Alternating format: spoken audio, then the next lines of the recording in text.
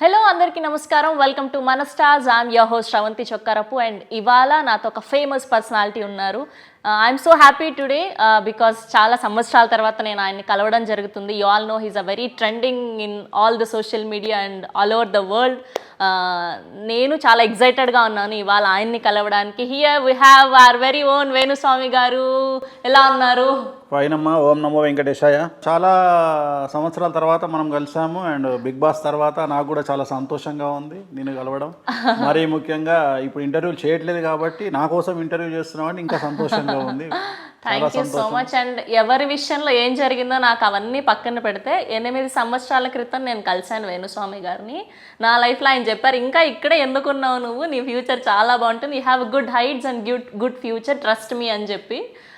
So finally ఆ దాంట్లో మొత్తం జరగకపోయినా 70% I trust you and I'm here today. అది జరగడానికి నీ వంతు సహాయం కూడా ఉంది కదమ్మా. నీ లైఫ్ గురించి భగవంతుడు ఇచ్చే 88% కాకుండా మన మానవ ప్రయత్నం కూడా ఉండాలి కదా. సో నువ్వు ఆ కసిలో నువ్వు రాకెట్ లాగా ఎక్కడి నుండి ఎక్కడికి వచ్చావు అనేది నీ ట్రాన్స్ఫార్మేషన్ చూస్తుంటే మిరాకిల్. అదే అంటున్నా. అంటే చాలామందికి కోరికలు ఉంటాయి, కోరికలను సిద్ధించుకోవడానికి, డ్రీమ్స్ను సక్సెస్ చేసుకోవడానికి మనం కూడా కసి ఉండాలి లైఫ్లో. సో ఆ కసి ఇవాళ నేను ఇక్కడ చేర్చింది. Thank you so much. And ఇప్పుడు స్పెషల్గా మనం 2024లోకి అడుగు పెడుతున్నాం కాబట్టి ఆల్రెడీ ఈ లాస్ట్ 2-3 ఇయర్స్ నుంచే చాలా చేంజెస్ చూసాం మనం. మన కల్చర్లో కానివ్వండి, మన దేవుణ్ణి మొక్కడంలో కానివ్వండి, మన పద్ధతులన్నీ పాటించడంలో కానివ్వండి. అండ్ 2023 వరకే ఇలా ఉంటే 2024లో ఎలా ఉండబోతుంది, అసలు ఈ సంవత్సరం ఏంటి, ఎవరికి ఎలా ఉండబోతుంది, ఫస్ట్ దీని గురించి మాట్లాడుకుందాం. తప్పకుండా. గూగుల్ రీసెర్చ్లో భాగంగా మనకు గూగుల్ చెప్తుంది ఏంటంటే 2002 సంవత్సరం నుండి దేవుడిని మొక్కే వాళ్ళ పర్సంటేజ్, తర్వాత భక్తి పర్సంటేజ్ సుమారు ఒక 50% పెరిగింది అని మన గూగుల్ చెప్తా ఉంది. సో ఎవరిని అవునన్నా కాదన్నా ఈవెన్ సైంటిస్టులు లేదా పెద్ద పెద్ద మేధావులు నమ్మేది గూగుల్నే కాబట్టి గూగుల్ సెర్చ్ చేస్తే డివోషనల్ విషయం, భక్తికి సంబంధించి బాగా పెరిగింది. సో అది వాళ్ళే ఒప్పుకోవాల్సిన పరిస్థితి. కాకపోతే ఏమైపోయింది అంటే ఎంత భక్తి పెరుగుతుందో, ఉదాహరణ నిన్న ముక్కోటి ఏకాదశి, ఎక్కడ కూడా ఏ గుడికి వెళ్దామన్నా ప్లేస్ లేదు. అంటే దర్శనం కనీసం 6 hours 7 hours దర్శనం పడుతుంది. అంటే వీళ్ళందరూ మరి భక్తి కంటిన్యూ అవుతుంది కదా.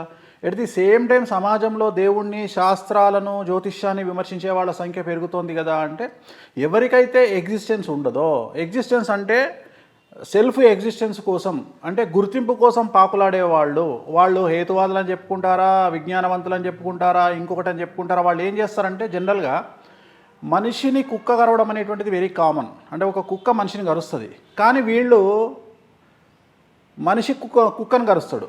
అంటే ఒక మీడియాకు ఒక ఐటెం కావాలని కోరుకుంటారు మీడియా. ఎందుకంటే ప్రతి ఒక్కళ్ళకు ఒక ఎగ్జిస్టెన్స్ ఉంటుంది, ఒక వర్క్ ఉంటుంది. ఉదాహరణ, నువ్వు ఒక యాంకర్ అనో, నేను ఒక జ్యోతిష్యున్నాను, అతను ఒక లైట్ మ్యాన్ అనో, అతను ఒక కెమెరామెన్ అనో, అతను ఒక అటెండర్ అనో, అతను ఒక డ్రైవర్ అనో ఉంటుంది. కానీ దేవుణ్ణి విమర్శించే వాళ్లకు వ్యక్తిగతమైనటువంటి జీవితం ఉండదు. అంటే వీళ్ళు ఏ జాబు చేయరు. అంటే భార్యలు సంపాదిస్తే బ్రతికేవాళ్ళు, లేకపోతే సోషల్ మీడియాలో ట్రోల్స్ చేస్తూ బ్రతికేవాళ్ళు, లేకపోతే జ్యోతిష్యాన్నో, లేకపోతే ఒక దేవుణ్ణో, లేకపోతే ఒక గ్రహణాన్నో విమర్శిస్తూ బ్రతికేవాళ్ళు. ఇండియాలో ఎక్కడ ఏదైనా సరే ఇమ్మీడియట్గా వీళ్ళు సోషల్ మీడియాలో ప్రత్యక్షమైపోయి దేవుళ్లను, శాస్త్రాలను విమర్శిస్తూ ఉంటారు. వీళ్ళ పుట్టుక ఇదే, వీళ్ళ గతి అంతే. సో ఇలాంటి వాళ్ళ వల్ల మన దేవుడికి కానీ, మన హిందూ మతానికి కానీ వచ్చినటువంటి నష్టం ఏమీ లేదు. ఎందుకంటే వీళ్ళు ఇంతకుముందు మనల్ని పాలించినటువంటి ఇతర దేశస్తులు, వాళ్ళు సుమారు కొన్ని 100 సంవత్సరాలు పాలిస్తేనే మన దేశాన్ని ఏమీ చేయలేకపోయినారు. మహా అంటే దొంగతనంగా మన చరిత్రను ఎత్తుకుపోయారు. అంతేకాక మన దేశానికి వచ్చినటువంటి నష్టం కానీ, హిందూ మతానికి వచ్చినటువంటి నష్టం ఏమీ లేదు. సో అంత పెద్ద తీస్మార్కాన్లు, తోప్కాన్లే ఏం చేయలేంది ఈ సునకాలు ఏం చేస్తాయి? మన హిందూ మతాన్ని ఏం చేయలేవు, మన దేవుళ్ళని ఏం చేయలేరు, మన శాస్త్రాలను ఏం చేయలేరు. వీళ్ళు ఎంత చేసినా ఇంకా పబ్లిసిటీ ఇచ్చినట్టే. సో ఇట్లా ట్రోల్ చేసే వాళ్ళందరూ కుక్కలతో సమానం అని చెప్తున్నారు మీరు. అంటే నేను అనేది హిందూ మతాన్ని, శాస్త్రాలను విమర్శించే వాళ్ళందరూ 100% కుక్కలతో సమానమే. ఇప్పుడు ఒక కుక్క రోడ్డు మీద మరుగుతే దానివల్ల వచ్చిన నష్టం ఏముంది? నేను ఒక ఎగ్జాంపుల్ చెప్తా. ఆల్రెడీ ఇంతకుముందు 1-2 సార్లు చెప్పినా మళ్ళీ అదే ఎగ్జాంపుల్ చెప్తా.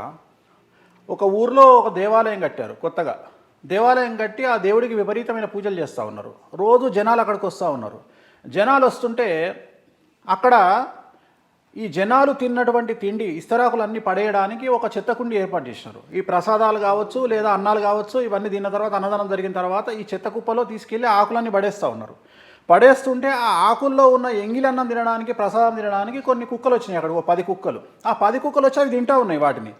తినుకుంటూ అవి ఆ 10 కుక్కలు మీటింగ్ పెట్టుకొని అంటున్నాయంట, మనం ఇక్కడ మనం గ్రామసింహాలు, కుక్కని గ్రామసింహం అంటారు, మనం గ్రామసింహాలము, మనల్ని ఎవడు పట్టించుకుంటలేడు, అక్కడ మాత్రం జనాలు వచ్చి ఆయనకు మొక్కిపోతున్నారు దేవుడికి, మరి దీన్ని ఏదో బ్రేక్ చేయాలి మనం అని చెప్పేసి వీళ్ళు ఈ 10 కుక్కలు ఆలోచించుకుంటుంటే, ఒక కుక్క పాష్ కుక్క, అది ఆస్ట్రేలియా కుక్కనా, లేకపోతే ఇంకో కుక్కనా, లేకపోతే ఇంకో కుక్కనా, లేకపోతే ఏదో జ్ఞానవంతున కుక్కనా, లేకపోతే హేతువాద అనే కుక్కనా, ఏదో ఒక కుక్క వచ్చి చెప్పిందంట, మీ వల్ల కాదు ఇప్పుడు నేను చేస్తా చూడు డ్రామా అని చెప్పి కొత్తగా 2 కుక్కలు వచ్చి ఈ 10 కుక్కలను తీసుకొని ఈ 2 కుక్కలు కలిసి 12 కుక్కలు వెళ్ళి దేవుడి దగ్గరికి వెళ్ళి ఆ దేవుడి ముందు నిలబడి అరుస్తున్నాయి. 2 గంటలు అరిచినాయంట, విపరీతంగా అరుస్తున్నాయి దేవుడిని చూసి. అరిసిన తర్వాత ఈ కుక్క ఏదైతే కొత్తగా వచ్చిందో, ఆస్ట్రేలియా కుక్క కావచ్చు, అమెరికా కుక్క కావచ్చు, లేదా హేతువాది కుక్క కావచ్చు, అది ఏమన్నదంట అంటే, ఇప్పుడు చూడండి సినిమా నేను మురిగినా కదా, ఇంకా చూడండి ఎట్లుంటుందో అని చెప్పి తీసుకొచ్చి మళ్ళీ ఈ కుక్కలు ఇక్కడనే కూర్చున్నాయి, ఎక్కడ మళ్ళీ చిత్తకుండి దగ్గర కూర్చున్నాయి. అంతకుముందు రోజు వేలల్లో వచ్చేవాళ్ళు దేవుడి దగ్గరికి, 12 కుక్కలు దేవుడి ముందర నిలబడి 2 గంటల పాటు అరిసినాయా, ఎంత మహత్యం ఉంది దేవుడికి అని చెప్పేసి లక్షలో రావడం స్టార్ట్ అయ్యారు. సో ఈ కుక్కలన్నీ చేసేది హిందూ మతాన్ని పెంచడానికే తప్ప హిందూ మతాన్ని తగ్గించే శక్తి ఈ కుక్కలకు లేదు. సో వీటి గురించి మనం ఆలోచించి ట్రోల్ చేసి వాళ్ళే మిమ్మల్ని స్టార్ నన్నని కాదు నేను మాట్లాడేది, దేవుడు కానీ లేకపోతే శాస్త్రాలు కానీ, నేను వాటి గురించి మాట్లాడుతున్నా. సో ఇవన్నీ మనకు అలవాటు, ఎందుకంటే ఆకాశంలో చంద్రుడి మీద ఉమ్మేస్తే, సూర్యుడి మీద ఉమ్మేస్తే ముఖం మీద పడుతుంది, అంతకంటే చేసేది ఏం లేదు. సో వీళ్ళకు స్వతహాగా వీళ్ళు ఏదైనా చేయాలి అంటే సమాజంలో ఒక సొంతంగా వీళ్ళు కష్టపడి సమాజంలో డబ్బు సంపాదించి ఒక స్థానాన్ని సంపాదించి ఒక స్థాయికి వస్తే వీళ్ళకు గొప్పతనం తప్ప, ఏదో జియో మనకు అంబానీ జియో ఇచ్చిండు కదా 190 రూపాయలకని చెప్పేసి ఎవడి మీద పడితే వాడి మీద మనకు కామెంట్ చేసుకుంటూ, హిందూ మతాన్ని కామెంట్ చేసుకుంటూ వేరే మతం దగ్గరికి పోమంటే చేత కాదు.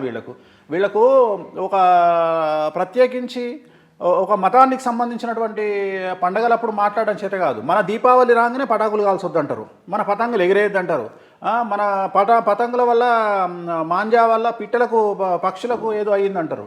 సో ప్రతిదీ హిందూ సమాజానికి సంబంధించిన పండుగలప్పుడే వీళ్ళకు నోరులేస్తుంది, కానీ వేరే వాళ్ళ పండుగలకు మాట్లాడితే తోలు తీస్తారనే ఉద్దేశంతో వీళ్ళు కింద మీద చేసుకొని మూసుకొని కూర్చునే టైపు. ఉత్తప్పుడు మాత్రం మన మీద, ఎందుకంటే మన బ్యూటీ ఆఫ్ డెమోక్రసీ ఏంటి అంటే, మనం అందరి ఆర్టికల్ 19 ఇచ్చినటువంటి స్వేచ్ఛ, ఆ స్వేచ్ఛను దుర్వినియోగం చేస్తూ ఇలాంటి పిచ్చి కూతలు కూసే వాళ్ళ కోసం పెద్దగా మనం ఆలోచిస్తూ మన టైం వేస్ట్ చేసుకోవడం అనేది వ్యర్థము. రెండోది, వీళ్ళు ఏం చేసినా విపరీతమైన భక్తి పెరుగుతోంది జనాలల్లో, పూజలు పెరుగుతూ ఉన్నాయి. ఇంతకుముందు పంతుల్లో సత్యనారాయణకు 500 సంపాదిస్తే ఇవాళ 3000 తీసుకుంటున్నారు, ఇవాళ 5000 తీసుకుంటున్నారు. సో ప్రతిరోజు పెరుగుతూ ఉంది స్థాయి. నేను అనేది పంతుల స్థాయి పెరుగుతుంది, జ్యోతిషుల స్థాయి పెరుగుతూ ఉంది. మీరు ఎంత విమర్శించినా సరే సక్సెస్ రేట్ అనేది ఉండొచ్చు, ఉండకపోవచ్చు. ఇప్పుడు ఇంత మాట్లాడే వీళ్ళు ఒక ముఖ్యమంత్రి ఇచ్చినటువంటి ఒక వాగ్దానం చేయకపోతే ఆ ముఖ్యమంత్రిని వీళ్ళు ఏమైనా తిడతారా పోయి? కానీ అదే ఒక జ్యోతిష్కుడు చెప్పింది జరగకపోతే ఇమ్మీడియట్గా వీళ్ళు వచ్చి సమాజంలో మాట్లాడతారు, లేకపోతే ఇంకేదో జరగగానే మాట్లాడతారు, లేదు ఒక పండగ రాగానే ఒక గ్రహణం రాగానే సమోసాలు తినడానికి వచ్చి కూర్చుంటారు. సో వీటి కోసం వచ్చిన వాళ్ళు సమాజ శ్రేయస్సుని కోసం పొద్దున్న లేస్తే కొన్ని లక్షల మంది మందు దాగి నాశనం అవుతున్నారు, మీ కళ్ళకు కనిపించడం లేదా, మీరు ఎందుకు మాట్లాడలేకపోతున్నారు అంటే తంతరు గవర్నమెంట్ మాట్లాడితే. సో వీళ్ళు ఏంటంటే 100% చేతగాని వెదవలు, ఎందుకంటే ఎక్కడైతే తన్నులు తింటారో అక్కడికి పోరు, ఎక్కడైతే ఫ్రీడమ్ ఉంటుందో అక్కడికి వస్తారు. హిందూ మతంలో స్వేచ్ఛ ఎక్కువ, ఎంతోమంది దేవుళ్ళు ఉంటారు, ఇది అనేక రకాల జాతుల సమ్మేళనం హిందూ మతం. కాబట్టి ఏమవుతుంది, ఇక్కడ ఎంత మాట్లాడినా ఎవడు పట్టించుకోడు, అందరికీ ప్రేమలు ఉంటాయి. నా ఫ్యాన్స్ నాకు లక్షల్లో ఉంటారు, కాకపోతే నన్ను తిట్టంగా వచ్చి తన్నరు, ఎందుకంటే నా ఫ్యాన్స్ కంట్రోల్లో ఉంటారు. అట్లనే నేను కూడా కంట్రోల్లో ఉంటాను. నాకు హిందూ మతం అంటే విపరీతమైన ఆనందం, కానీ నేను పోయి కొట్లాడలేను కదా. సో ఇండైరెక్ట్ గా కొంతమంది ఫ్యాన్స్ కి చెప్తున్నారు మీకు ఏం లేదమ్మా, అసలు నేను ఫ్యాన్స్ గిన్స్ అదంతా ఏం లేదు. జనరల్గా ఏంటంటే కామన్ అయిపోయింది. నేను అనేది ఒకటే సింపుల్గా చెప్పాలంటే, సెలబ్రిటీ కావాలి అంటే ఏం చేయాలా, ఇమ్మీడియట్గా పోయి ఒక కుక్కను కరవాలి, కరిస్తే 40 ఛానల్ వచ్చి కెమెరా పెట్టి షూట్ చేస్తారు. షూట్ చేసి అగో మన కుక్కను కరిచిన మనిషి అనగానే చూపిస్తారు. రాముడు చాలా మంచివాడు, ఎవడు పట్టించుకుంటాడు, నిజంగా రాముడు మంచోడే, కానీ అదే రాముడిని బండబూతులు తిట్టినాం అనుకో ఇమ్మీడియట్గా టెలికాస్ట్ చేస్తారు. సో కంటెంట్ కావాలా, యూట్యూబ్ వాళ్ళకు కూడా కంటెంట్ కావాలా, national media main stream media content కావాలి. ఇదంతా కంటెంట్ మీద టీఆర్పీ మీద నడుస్తుంది. సో ఇప్పుడు ఎవరు ఏం చేయలేరు. కాకపోతే ఎంత చేసినా ఒరిజినల్గా మన మతము, ఇప్పుడు ఒక అమ్మాయి పబ్కి వెళ్ళేటప్పుడు ఒక రకమైన బట్టలు వేసుకుంటుంది, అదే సంక్రాంతి అనుకో అసలు సూపర్గా తయారవుతుంది. అంటే ఒక లంగా ఓని, అంటే తను ఎంత వెస్ట్రన్కి వెళ్ళినా తన ఒరిజినల్ జాడాలు మర్చిపోవడం లే అమ్మాయి. వరలక్ష్మి వ్రతం అంటే జీన్సులు టీషర్ట్లు వేసుకొని పూజలు చేస్తారా ఏ అమ్మాయి? No, no, no. పట్టు చీర కట్టుకుంటారు, లంగా ఓనీలు కట్టుకుంటారు. అంటే నేను అనేది అదే, అంటే మనము ఎంత పైకి వెళ్ళినా మన నేల మీద మన కాళ్ళు అనేటువంటివి వదలట్లేదు. మనం వదలకుండా బ్రతుకుతున్నాము, హిందువులము అలాగే బ్రతుకుతున్నాము. కాబట్టి కొంతమంది విధవలు మాట్లాడే మాటలు ఈ సమాజాన్ని, హిందూ సమాజాన్ని కానీ లేకపోతే హిందూ శాస్త్రాలను కానీ ఏదో చేస్తుంది అని చెప్పి భావించడం తప్పు. ఇవాళకి కూడా మనము మన గడపలకి పసుపే రాస్తున్నాము. ఇవాళ కూడా మనం శుక్రవారం నాడు పసుపే రాస్తున్నాము. మన పసుపును పేటెంట్ హక్కుగా అమెరికా తీసుకొని ఇవాళ ఇక్కడ నుండి అక్కడికి ఇంపోర్ట్ చేసుకుంటుంది. సో వీళ్ళు మాట్లాడే వాళ్ళకు సిగ్గుండాల. సో ఇవాళ మన వచ్చిన కరోనా మన ఇంట్లో ఉండే వంట ఔషధాల వల్ల, వంట వస్తువుల వల్ల కరోనాను తగ్గించుకున్నటువంటి పరిస్థితి కూడా ఉంది మనకు. మన జలుబు కానీ మన దగ్గు కానీ వాటిని తగ్గించుకున్నాం. సో ఎన్నో ఔషధాలు ఉంటాయి మన దాంట్లో, మాట్లాడితే మన ఔషధాలు ఉంటాయి. సో వీటిని చెరకుడు ఇచ్చినటువంటి కరోనా టాపిక్ తీశారు కాబట్టి రీసెంట్ గా మళ్ళీ కేసెస్ వచ్చాయి, ఖచ్చితంగా మళ్ళీ వస్తుంది అని అంటున్నారు. సో ఖచ్చితంగా దాని గురించి మనం మాట్లాడదాం. ఎందుకంటే ఇప్పుడు వచ్చేటువంటిది క్రోధినామ సంవత్సరము. ఈ క్రోధినామ సంవత్సరంలో మళ్ళీ కరోనా వచ్చే అవకాశం ఉంది. సో ఖచ్చితంగా వస్తుంది. అంటే కరోనానా లేకపోతే ఇంకోట కాదు, మొత్తం మీద ప్రపంచాన్ని వణికిచ్చేటువంటి మళ్ళీ ఒక మహమ్మారి రాబోతుంది. కానీ భారతదేశానికి దాని ఎఫెక్ట్ ఏమి ఉండకపోవచ్చు. ఎందుకంటే ఈ సంవత్సరం అధిపతి కుజుడు అండ్ రాజు కుజుడు అండ్ మంత్రి శని. కాబట్టి ఖచ్చితంగా కాంట్రవర్సీస్ ఉంటాయి. హెల్త్ పరంగా నేను మాట్లాడేది ఖచ్చితంగా సమస్యలు ఉంటాయి ఈ సంవత్సరం వచ్చే అంటే 2024 క్రోధినామ సంవత్సరం అది. సో హిందూ మతానికి ఈ విధవల వచ్చినటువంటి నష్టమేం లేదు. హిందూ మతం ఇలాగే ఉంటుంది, భక్తి ఇంకా పెరుగుతుంది, వెంకటేశ్వర స్వామివారి అభివృద్ధి ఇంకా పెరుగుతుంది. సో ఆ స్వామివారు ఉన్నంతకాలం మనం హాయిగా ఉంటాము, ఏం ప్రాబ్లం లేదు. మనం ఉన్నటువంటి సందర్భంలో స్వామిని దర్శించుకునే యోగం మనకు కలిగింది. తెలుగు రాష్ట్రాల్లో ఆయన ఉండడం ఇంకా సంతోషకరమైన విషయం. ఓం నమో వెంకటేశాయ. చెప్పమ్మా. అండ్ ఇంతకుముందు మీరే మాట్లాడారు అండ్ ఆ టాపిక్ వచ్చింది కాబట్టి ముఖ్యమంత్రి వాగ్దానాలు అని చెప్పి. సో మీరు మాట్లాడిన ప్రకారం అయితే ఫస్ట్ స్థానంలో బీఆర్ఎస్ ఉంటుంది, సెకండ్ స్థానంలో కాంగ్రెస్ వస్తుంది అని చెప్పి ఉండే. అంటే బేసిక్గా మీరు ఇంతకు ముందు కొన్ని ఇంటర్వ్యూస్లో చెప్పారు. ఫస్ట్ కాంగ్రెస్ అన్న అంటే 2022లో మంచి ప్రశ్న అమ్మా. 2022లో ఇక్కడ ఒకటి మాట్లాడుకోవాలి. ప్రతి సంవత్సరము జాతకాలు మారుతాయి. ఇప్పుడు జాతకాలు మారడము అంటే శని 2.5 సంవత్సరాలకు ఒకసారి మారుతాడు. 2019 డిసెంబర్లో మారిన శని 2023లో మారినాడు. అంటే ఇంచుమించు 2.5 సంవత్సరాల తర్వాత శని మారుతాడు. సో ఈ సంవత్సరము ఇప్పుడు ఉదాహరణ, పోయిన సంవత్సరం కర్కాటక రాశికి బాగుంది, ఈ సంవత్సరం బాగాలేదు. సో నేను 2022 ఇంటర్వ్యూలో ఏం చెప్పుంటా? కర్కాటక రాశికి బాగాలేదు అని చెప్పుంటా. 23లో ఏం చెప్పుంటా? ఇప్పుడు కర్కాటక రాశికి బాగాలేదని చెప్తా. అంతకుముందు ఇయర్ బాగుందని చెప్తా. అంటే శని మారుతా ఉన్నప్పుడు నేను నా మాటలో మార్పు వస్తుంటుంది. బాగుంది, బాగాలేదు. నువ్వు అప్పుడేమో బాగాలేదన్నావు, ఇప్పుడు బాగుందన్నావు అని చెప్పి నన్ను తప్పుపడితే మీకు జ్యోతిష్యం అంటే తెలియదు, శాస్త్రం అంటే తెలియదు, నక్షత్రాలు తెలియవు. నేను చెప్పే సబ్జెక్టులోకి మీరు ఎందుకు వస్తారో నాకు తెలియదు. నేను కనుక శ్రీహరికోటకు పోయి చంద్రయాన్ విషయంలో తప్పులు పట్టినట్టే ఉంటుంది. ఎందుకంటే నా సబ్జెక్టు నాకు తెలుసు. నేను 2022లో ఏం చెప్పానంటే టీఆర్ఎస్ ఫస్ట్ ప్లేస్లో ఉంటుంది, బీజేపీ సెకండ్ ప్లేస్లో ఉంటుంది, థర్డ్ ప్లేస్లో కాంగ్రెస్ ఉంటుంది. అండ్ బండి సంజయ్ గ్రాఫ్ ఎట్లా వెళ్తుందో అట్లా వెళ్ళి మళ్ళీ డ్రాప్ అవుతుంది అని చెప్పాను. అదే 2023కి వచ్చేటప్పటికి ఏం చెప్పిన, నెంబర్ 1 పొజిషన్లో కాంగ్రెస్ ఉంటుంది, నెంబర్ 2 పొజిషన్లో బీఆర్ఎస్ ఉంటుంది, నెంబర్ 3 పొజిషన్లో బీజేపీ ఉంటుంది అని చెప్పిన. అంటే సంవత్సరం అధిపతి మారుతున్న కొద్దీ రేవంత్ రెడ్డి మన బీజేపీకి బండి సంజయ్ ఉన్నప్పుడు పార్టీ ఒకలాగా వెళ్తుంది, అండ్ ఈటల రాజేందర్ ఉన్నప్పుడు ఒకలాగా వెళ్తుంది, లేదా కిషన్ రెడ్డి ఉన్నప్పుడు ఒకలాగా వెళ్తుంది. సో మార్పులు అనేటువంటి సహజం కదా. నిన్ననో ఇవాళనో ఎవరో విమర్శిస్తూ ఉన్నారు, వేణుస్వామికి ఒక హీరో నక్షత్రం కూడా తెలియదు అంటే. సంధికాలం అనేది ఉంటుంది, మీకేం తెలుసు?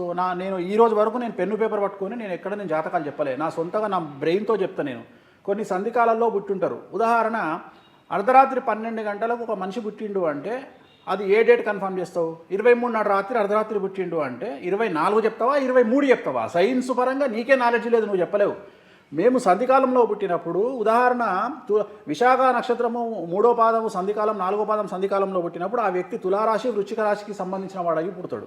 అంటే ఒకే నక్షత్రమైన 2 రాశులకు సంబంధించిన వాడు. మేము అప్పుడు ఏం చేస్తాము, లగ్నాన్ని చూసి ఈ పుట్టినటువంటి జాతకుడు ఏ రాశికి సంబంధించిన వాడు అంటే 2 రాశుల ప్రభావం ఉండే అవకాశం ఉంది.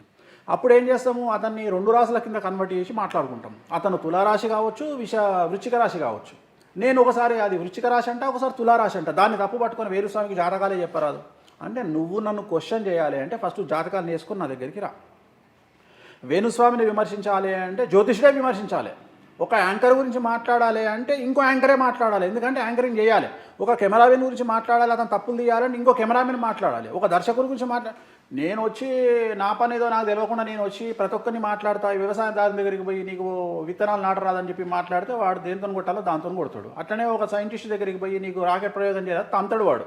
అట్లనే జ్యోతిష్యుల దగ్గరకు వచ్చి మాట్లాడేటప్పుడు నువ్వు జ్యోతిష్యుడు అయితే మాట్లాడలేదు తప్ప సందర్భం లేకుండా వచ్చి నన్ను విమర్శిస్తే వాడు వచ్చి నువ్వు అది చెప్పిన నీకు ఎందుకురా అయ్యా, నీ సంసారం నువ్వు చేసుకొని దుకాణం నువ్వు చూసుకొని ఇంట్లో నీ పెండ్లాం నీ పిల్లలు ఉన్నారు, నీకు సంపాదించే చేతగాక ఇప్పటికే నీ పెండ్లాం కష్టపడి బయట నుండి పైసలు తీసుకొస్తున్నావు, నువ్వు దున్నపోతు లేక పడి తింటున్నావు, కనీసం కష్టపడి ఆ అమ్మాయిని సాకు ఆ పిల్లలను సాకు, అది చేత కాదు సోషల్ మీడియాలో పోస్టులు పెడతావు, లేకపోతే దేవుళ్ళని తిడతావు, లేకపోతే జ్యోతిషాన్ని తిడతావు. అంటే అదే చెప్తున్నా, నీకు సక్రమమైనటువంటి ఆలోచన ఉంటే అతను మాట్లాడు, స్వామి మీరు చెప్పిండ్రు ఇగో ఈ సంవత్సరం ఇది జరుగుతుందని చెప్పారు జరగల, ఇది వీడియో అని చెప్పి మాట్లాడు. అట్లా కాకుండా నీకు నోటికి వచ్చింది మాట్లాడేస్తా, నోటికి వచ్చింది పేపర్ల మీద పెట్టేస్తా అంటే అది నీ కర్మ. బేసిక్గా మీరు కొన్ని చెప్పుంటారు, అందులో 100కి 100 పర్ఫెక్ట్ అయి ఉండాలని లేదు, మీరు 98 అవుతాయి అంటే నాకు కూడా ఫీలింగ్ ఉంటుంది కదమ్మా, 98% సక్సెస్ రేట్ ఉంటుంది, 98% ఉంటుంది. ఇప్పుడు నేను చెప్పిన అయితే వీళ్ళు పాజిటివ్ అన్ని చెప్పినవి జరిగినవి తీయరు కదా, ఇప్పుడు జరిగినవి తీయరు. మనమే ఓ దగ్గర పనిచేసినప్పుడు ఒక ఛానల్లో మనం చెప్పినప్పుడు నార్త్ క్యారోలినా సౌత్ క్యారోలినాలో వర్షాలు వస్తాయి, వర్ష బీభత్సం అని నీ ముందే చెప్పినప్పుడు అవి జరిగిన తర్వాత దాని గురించి నన్ను ఎవడన్నా పట్టించుకొని మాట్లాడిండా? సో ఇవన్నీ సహజం. జరిగినప్పుడు మమ్మల్ని ఎవడు అప్రిషియేట్ చేయడు, మా భుజం తట్టడు, మా వెన్ను తట్టడు, జరగకపోతే తిడతారు. సో ఇది పెద్ద నేనేమి కంప్లైంట్ లాగా చెప్పట్లేదు, ఎందుకంటే ఎవడో వచ్చి ఏదో చెప్తే పడిపోయే స్టేజ్లో మా లైఫ్ లేదు. అంటే ఎవడో ఒకడు వచ్చి కోన్కిస్కాగాడు వచ్చి ఏదో పెట్టంగానే ఇక్కడ ఏదో మా దుకాణం బంద్ అవుతుందో లేకపోతే మాకేదో అవుతుంది, నథింగ్ డూయింగ్. మాకు ఆ సమస్యలేం లేవు, వీఆర్ వెరీ హ్యాపీ. నేను అదే చెప్తున్నా, హిందూ మతము చాలా పెద్దది, చాలామంది నక్కున చేర్చుకుంటుంది, సో చాలామంది బ్రతుకుతారు. వినాయక చవితి గురించి మాట్లాడతారు. వినాయక చవితికి సుమారు 50,000 కోట్ల రూపాయల ఆదాయం వస్తుంది జనాలకు. 50,000 కోట్ల రూపాయల వ్యవహారం జరుగుతుంది. పందిళ్ళ దగ్గర నుండి మామిడాకులు అమ్ముకునేటోడు, సీతాఫలాలు అమ్ముకునేటోడు, మొక్కజొన్న కంకులు అమ్ముకునేటోడు, పూలు అమ్ముకునేటోడు, ఇట్లా అన్ని రకాలుగా తీసుకుంటే భారతదేశంలో 50,000 కోట్ల రూపాయల బిజినెస్ జరుగుతుంది. ఎన్ని లక్షల కోట్ల కుటుంబాలు బతుకుతాయి. సో హిందూ మతం చేసే ప్రతి పండగ వెనకాల ఎంతోమంది లాభపడతారు, ఎంతోమంది బ్రతుకుతారు. సో వీటన్నిటి గురించి మాట్లాడేటువంటి నాలెడ్జ్ మూర్ఖులకు ఉండదు కాబట్టి వాళ్ళు ఏదో పిచ్చి కూతలు కూర్చుంత మాత్రం జరిగేదేం లేదు. సో నువ్వు మాట్లాడిన దానికి ఏంటంటే, నేను 2022లో టీఆర్ఎస్ బీజేపీ కాంగ్రెస్ సీక్వెన్స్ చెప్పిన, 2023లో కాంగ్రెస్ టీఆర్ఎస్ బీజేపీ సీక్వెన్స్ చెప్పిన. నేను చెప్పినట్టు కాంగ్రెస్ ఫస్ట్ ప్లేస్లో ఉంది, టీఆర్ఎస్ సెకండ్ ప్లేస్లో ఉంది, బీజేపీ థర్డ్ ప్లేస్లో ఉంది. అండ్ ఇప్పుడు మాట్లాడుకుంటే ఎక్కువ రోజులు రేవంత్ రెడ్డి గారు పదవిలో ఉండరు అని చెప్పి వింటూ ఉన్నాం కొందరి దగ్గర. నేనే చెప్పిన రేవంత్ రెడ్డికి నేను పదవి గండం అని చెప్పిన, పదవిలో ఉండరు. అంటే కాంగ్రెస్ ఉండదన్నా రేవంత్ రెడ్డి గారు ఉండరు? కాంగ్రెస్ పార్టీ 100% ఉంటుంది. తెలంగాణలో కాంగ్రెస్ పార్టీ 5 ఏళ్ళు పరిపాలిస్తుంది, దాంట్లో అనుమానం లేదు. బట్ రేవంత్ రెడ్డి అనే వ్యక్తికి పదవీ గండం ఉంది, జాగ్రత్త పడాల్సి వస్తుంది. శత్రువుల కోసం ఖచ్చితంగా ఆయన బగాలమ్మకి పూజలు చేయించుకోవాలి, లేకుంటే మాత్రం ఖచ్చితంగా ఆయన మోసపోయే అవకాశం ఉంది. మోసం చేసి లేదా ఆయన ఏదో ట్రాప్ చేసి పదవి నుండి దించేసే అవకాశం కనిపిస్తుంది. ఓకే, పదవి గండం కనిపిస్తుంది, రేవంత్ రెడ్డి ముఖ్యమంత్రి గండం కనిపిస్తూ ఉంది. ఓకే అండి, ఇప్పుడు కేసీఆర్ గారి పరిస్థితి ఏంటి? ఏం లేదు, ఎందుకంటే అపోజిషన్లో ఉన్నారు కాబట్టి it is going very normal. KCR గారికి ఆరోగ్యపరమైన ఇబ్బందులు ఉంటాయి అండ్ కేసీఆర్ కుటుంబానికి న్యాయపరమైన ఇబ్బందులు ఉంటాయి. ఖచ్చితంగా తెలంగాణ రాష్ట్రంలో ఒక 8 మంది వరకు రాజకీయ నాయకులకు సంబంధించి న్యాయపరమైన ఇబ్బందులు ఉంటాయి. అట్లనే బ్యూరోక్రాట్లు అంటే ఐఏఎస్లు కానీ, పర్సనల్ సెక్రటరీస్ కానీ, ఓఎస్డీలు కానీ, ప్రిన్సిపల్ సెక్రటరీస్ కానీ ఇంతకుముందు పనిచేసిన వాళ్ళల్లో సుమారు 10 మంది వరకు కేసులు ఎదుర్కొనే అవకాశం ఉంది. అంటే నేను చెప్పేది ఏంటంటే, 10ల సంఖ్యలో రాజకీయ నాయకులు, 10ల సంఖ్యలో బ్యూరోక్రాట్లు, 10ల సంఖ్యలో బిజినెస్ మ్యాన్స్ అంటే వ్యాపారం చేసేవాళ్ళు, 10ల సంఖ్యలో వీళ్ళు జైలు పాలయ్యే అవకాశం ఉంది, లేదా సమస్యల బారిన పడే అవకాశం ఉంది న్యాయపరంగా. నేను చెప్పే పాయింట్. ఓకే, అండ్ బీజేపీ గురించి మాట్లాడుకుంటే అండి, బీజేపీ గురించి తెలంగాణలో చెప్పుకునేది ఏం లేదు, పెద్ద గొప్పగా ఏమి ఉండదు. బీజేపీ యాజ్ టీజ్గా రేపు తెలంగాణలో ఫస్ట్ పొజిషన్లో ఎంపీ ఎలక్షన్లలో కాంగ్రెస్ ఉంటుంది అండ్ సెకండ్ పొజిషన్లో బీజేపీ అండ్ టీఆర్ఎస్ కొట్టుకుంటాయి. ఏది నేను మాట్లాడేది ఎంపీ ఎలక్షన్ల గురించి మాట్లాడుతున్నాను. ఫస్ట్ పొజిషన్లో మాత్రం కాంగ్రెస్ ఉంటుంది, హైయెస్ట్ సీట్స్ కాంగ్రెస్కే వస్తాయి తెలంగాణలో. ఎంపీ ఎలక్షన్లు ఏం మాట్లాడేది ఇప్పటింతలా కొత్తగా వచ్చే మార్పులు ఏం లేవు కాబట్టి. అండ్ రేపు ఏప్రిల్ 25 గురువు మారుతూ ఉన్నాడు. సో గురువు మారిన తర్వాత మాత్రం ఖచ్చితంగా చాలామంది జంపింగ్ జిపాంగ్లు వేరే పార్టీల నుండి కాంగ్రెస్ పార్టీలోకి వెళ్ళే అవకాశాలు ఉన్నాయి ఏప్రిల్ తర్వాత. ఎస్. ఓకే, అండ్ ఇప్పుడు 2024లో వీటి పరిస్థితుల గురించి మాట్లాడుకుంటున్నాం కాబట్టి ఫస్ట్ అక్కడ నుంచి తీసాం కాబట్టి, ఈ మధ్య కాలంలో స్పెషల్లీ కపుల్స్ గురించి చూస్తే ఎక్కువ డివోర్స్ కేసెస్ కానివ్వండి, వెంటనే పెళ్ళైన 1 ఇయర్లోనే ఇలా తీసుకోవడం, స్పెషల్లీ సెలబ్రిటీ కపుల్స్ కానివ్వండి, వీటి మీద మీకు ఇంకెక్కువ అవగాహన, కొత్తగా చెప్పాల్సిన పని లేదు. సో వీటి గురించి ఏం చెప్తారు? అంటే ఈ సంవత్సరం ఉన్న ప్రత్యేకత ఏంటంటే అమ్మ, ఈ సంవత్సరం రాజు ఇంతకుముందే మాట్లాడుకున్నట్టు అధిపతి కుజుడు. కుజుడు అంటే మాంగళ్యం. ప్రతి అమ్మాయి తను మంగళసూత్రంలో పగడం పెట్టుకుంటుంది. సో అక్కడ కుజుడికి అధిపతి పగడం. సో ఈ సంవత్సరము విడాకుల సంఖ్య గత 100 సంవత్సరాల నుండి పోల్చుకుంటే ఎక్కువ ఈ సంవత్సరం. సో సహజంగానే జాతకపరంగా విడాకులు ఉన్నాయి. అయితే ఇక్కడ విషయం ఏంటంటే విడాకులు ఎందుకు జరుగుతున్నాయి అంటే రిమోట్ గురించి కూడా విడాకులు జరిగిన సందర్భాలు ఉన్నాయి. టీవీ రిమోట్ గురించి యాక్చువల్గా అసలు మెయిన్ ప్రాబ్లం ఎక్కడొస్తుంది అంటే అమ్మాయిలు తమ యొక్క కుటుంబ పోషణ, కుటుంబ బాధ్యతనే కాకుండా సామాజికంగా ఉద్యోగ బాధ్యతను కూడా నిర్వర్తిస్తూ ఉన్నారు. అంటే అమ్మాయిలు ఈ మధ్యన ఏం చేస్తున్నారంటే బయటికి వచ్చి కష్టపడి 4 రూపాయలు సంపాదించి ఇంటికి వెళ్ళి ఇంట్లో మళ్ళీ ఇంటి బాధ్యతలు నిర్వహించాలి. పిల్లల్ని చదివిపియాలి, వాళ్ళకి స్నానం పోయాలి, వాళ్ళ బట్టలు విండాలి, మగవానికి అన్నం పెట్టాలి, ఇన్ని చేయాలి. కానీ మగవాడు చేసే పని యొక్క స్థాయి అక్కడే ఉంది. అంటే మగవాడు ఉద్యోగం చేసే స్థాయి దగ్గరనే ఆగిపోయిండు, అంటే ఇక్కడనే ఉన్నాడు. కానీ ఆడవాళ్ళు ఇక్కడ ఉన్నారు ఇప్పుడు సమాజంలో. వీళ్ళు ఉద్యోగం చేస్తున్నారు, ప్లస్ కుటుంబ బాధ్యత, కుటుంబ పోషణ, కుటుంబ పాలన ఇక్కడ ఉంది వీళ్ళది. ఈ 2 బ్యాలెన్స్ చేయలేకపోతున్నాడు మగోడు. యాక్చువల్గా మగోడు ఏం చేయాలి, వీలైతే ఇక్కడికి రావాలి, లేదా కనీసం సపోర్ట్ అన్న చేయాలి కిందికి వచ్చి. కానీ అమ్మాయిలకు సపోర్ట్ చేసే స్థాయిలో మగవాడు లేడు. వాడు ఏం చేస్తున్నాడు, ఇంకా మేల్ డామినేషన్ ఏంటంటే నువ్వు సంపాదించినా సరే కొంపకొచ్చి నువ్వే అన్నం వండాలి, అంటే ఇంట్లో నువ్వే అన్నం వండాలి, నువ్వే కొత్తిమీర కొయ్యాలి, నువ్వే ఆలుగడ్డలు కొయ్యాలి అంటున్నాడు వాడు. ఇక్కడ తప్పైతుంది. వాడు నిజంగా చేయాలి అంటే ఇంకొద్దిగా కష్టపడి ఇంకొక 10,000 సంపాదించి పెళ్ళాం కోసం ఒక వంట మనిషినో పెట్టగలిగే స్థాయి ఉంటే, ఒక వంట మనిషినో పని మనిషినో పెడితే కష్టపడి వచ్చినటువంటి భార్య ఇంట్లో సుఖంగా ఉంటుంది. ఇక్కడ ఏమవుతుంది, స్ట్రెస్ను బ్యాలెన్స్ చేయలేకపోతుంది అమ్మాయి. అంటే బయట వెళ్ళి ఒక హెచ్ఆర్ మేనేజర్ దగ్గర గొడవపడాలి, ఒక టీం లీడర్ దగ్గర గొడవపడాలి, తన పై అధికారుల దగ్గర గొడవపడాలి, చాలా స్ట్రెస్ ఉంటుంది. సో నార్మల్గా పనిచేసే వాళ్ళకి స్ట్రెస్ కంటే యాంకర్లకు, టీవీల్లో పనిచేసే వాళ్ళకి, హీరోయిన్స్కి స్ట్రెస్ ఎక్కువ ఉంటుంది. కారణం ఏంటి అంటే లైటింగ్ దగ్గర పనిచేయాలి, ఇరిటేషన్ ఉంటుంది. చాలామందికి తెలియదు ఈ విషయం. లైట్ 10 నిమిషాలు చూస్తేనే అమ్మ నా బూతులు తిడతారు ఇంట్లో, లైట్ పని చేయంటారు. అట్లాంటిది ఇక్కడ లైటింగ్ ముఖం మీద పడుతుంటే ప్లస్ కాన్షియస్గా కూర్చోవాలంటే చీర గురించి మీకు తెలుసు. పంజాబ్ డ్రెస్ వేసుకొని జీన్స్ ప్యాంట్ టీషర్ట్ వేసుకుంటే గంట సేపు ఇట్లా ఆడుకోవచ్చు ఆట అమ్మాయిలు. కానీ చీర మీద ఉన్నప్పుడు జాగ్రత్తగా చీరను కాపాడుకోవాలి, ఒక అటెన్షన్లో ఉండాల్సి వస్తుంది. సో ఇవన్నీ కూడా ఒక చికాకును తెప్పిస్తాయి. ఇంటికి వచ్చిన తర్వాత ఆ చికాకును కంటిన్యూ చేయొచ్చు, ఆ చికాకును భర్త అర్థం చేసుకోకపోవచ్చు, దాని మధ్యన ఇద్దరి మధ్యన గొడవకు ప్రారంభం కావచ్చు. అట్లనే అమ్మాయి డబ్బు సంపాదించి తీసుకొచ్చిన తర్వాత వీడు సరైన వాల్యూ ఇయ్యలేకపోవచ్చు. ఎందుకంటే తను టీం లీడర్ వల్లనో బయట ఆఫీసులో పడుతున్న కష్టాలను భర్త అర్థం చేసుకోలేకపోవచ్చును. సో ఇవన్నీ కూడా అంటే ఇక్కడ ప్రాబ్లం ఎవరిది ఉంది అంటే 100% మగవాడిదే ప్రాబ్లము. అంటే ఆడవారిని అర్థం చేసుకోలేనటువంటి మూర్ఖపు స్టేజ్లో మగవాడు ఉన్నాడు. కరెక్ట్గా అర్థం చేసుకోగలిగితే ఇప్పుడు మగవాడు ఉన్నాడు, టీం లీడర్ తిడితే నోరు మూసుకుంటాడు, హెచ్ఆర్ మేనేజర్ తిడితే నోరు మూసుకుంటాడు. భార్య టెన్షన్లో ఒక మాట అంటే ఎందుకు ఇమ్మీడియట్గా పౌరుషం వస్తుంది అంటే పెళ్ళాం కాబట్టి. అంటే అదే పెళ్ళాం నువ్వేమనుకోవాలి, అరే బయట కష్టపడి వచ్చింది కదా అని ఒక 2 నిమిషాలు ఊరుకుంటే ఆమెనే చల్లబడుతుంది. ఆ 2 నిమిషాలు వీడు కామ్ డౌన్ అయిపోతే ఆటోమేటిక్గా భార్య కామ్ డౌన్ అవుతుంది. కామ్ డౌన్ అయ్యి ఆమె పని ఆమె చేసుకుంటుంది. నువ్వు వద్దన నీకు కాఫీ పెట్టిస్తుంది. మా శ్రీవాణి అక్క దగ్గర మీరు తగ్గుతున్నారా లేదా మరి? లేదా అసలు దీనికి నేను అదే చెప్తున్నా. అంటే మనము ఒక వ్యక్తికి చెప్పేటప్పుడు అనుభవించి చెప్పగలిగితేనే అది కరెక్ట్. అంటే చెప్పేటివి శ్రీరంగ నీతులు అనే టైప్లో కాకుండా నేను చెప్పింది ఖచ్చితంగా నేను అనుభవిస్తా, నేను ఫాలో అవుతా, నేను సమాజంలో నేను చూస్తున్నా. రెండోది ఏంటంటే ఈ సమస్యలకు, లేడీస్ సమస్యకు ముఖ్యమైనటువంటి ప్రాబ్లము మెన్సెస్. సో నెలసరి అనేటువంటిది అబ్నార్మాలిటీని క్రియేట్ చేస్తుంది. ఇంకొక ముఖ్యమైన విషయం ఏంటంటే ఇప్పుడు ఇంతమంది ఇన్ని రకాలుగా మనల్ని తిడతా ఉన్నారు, హిందూ మతాన్ని తిడతా ఉన్నారు. ఈ మూర్ఖులను ఒక ప్రశ్న అడుగుతున్నా, సమాజంలో ఉన్న జనాల సంఖ్య ఎక్కువ ఉంది, మనం తీసుకునే పాల సంఖ్య తక్కువ ఉంది. అంటే ఉదాహరణ 100 మందికి కావాల్సిన పాలు మనకు సమాజంలో కావాలంటే 10 మందికి కూడా దొరకట్లేదు. ఈ పాలన్నీ కృత్రిమమైనటువంటి పాలు మనకు వస్తున్నాయి. మనం తాగే పాలన్నీ కృత్రిమమైనటువంటి పాలు.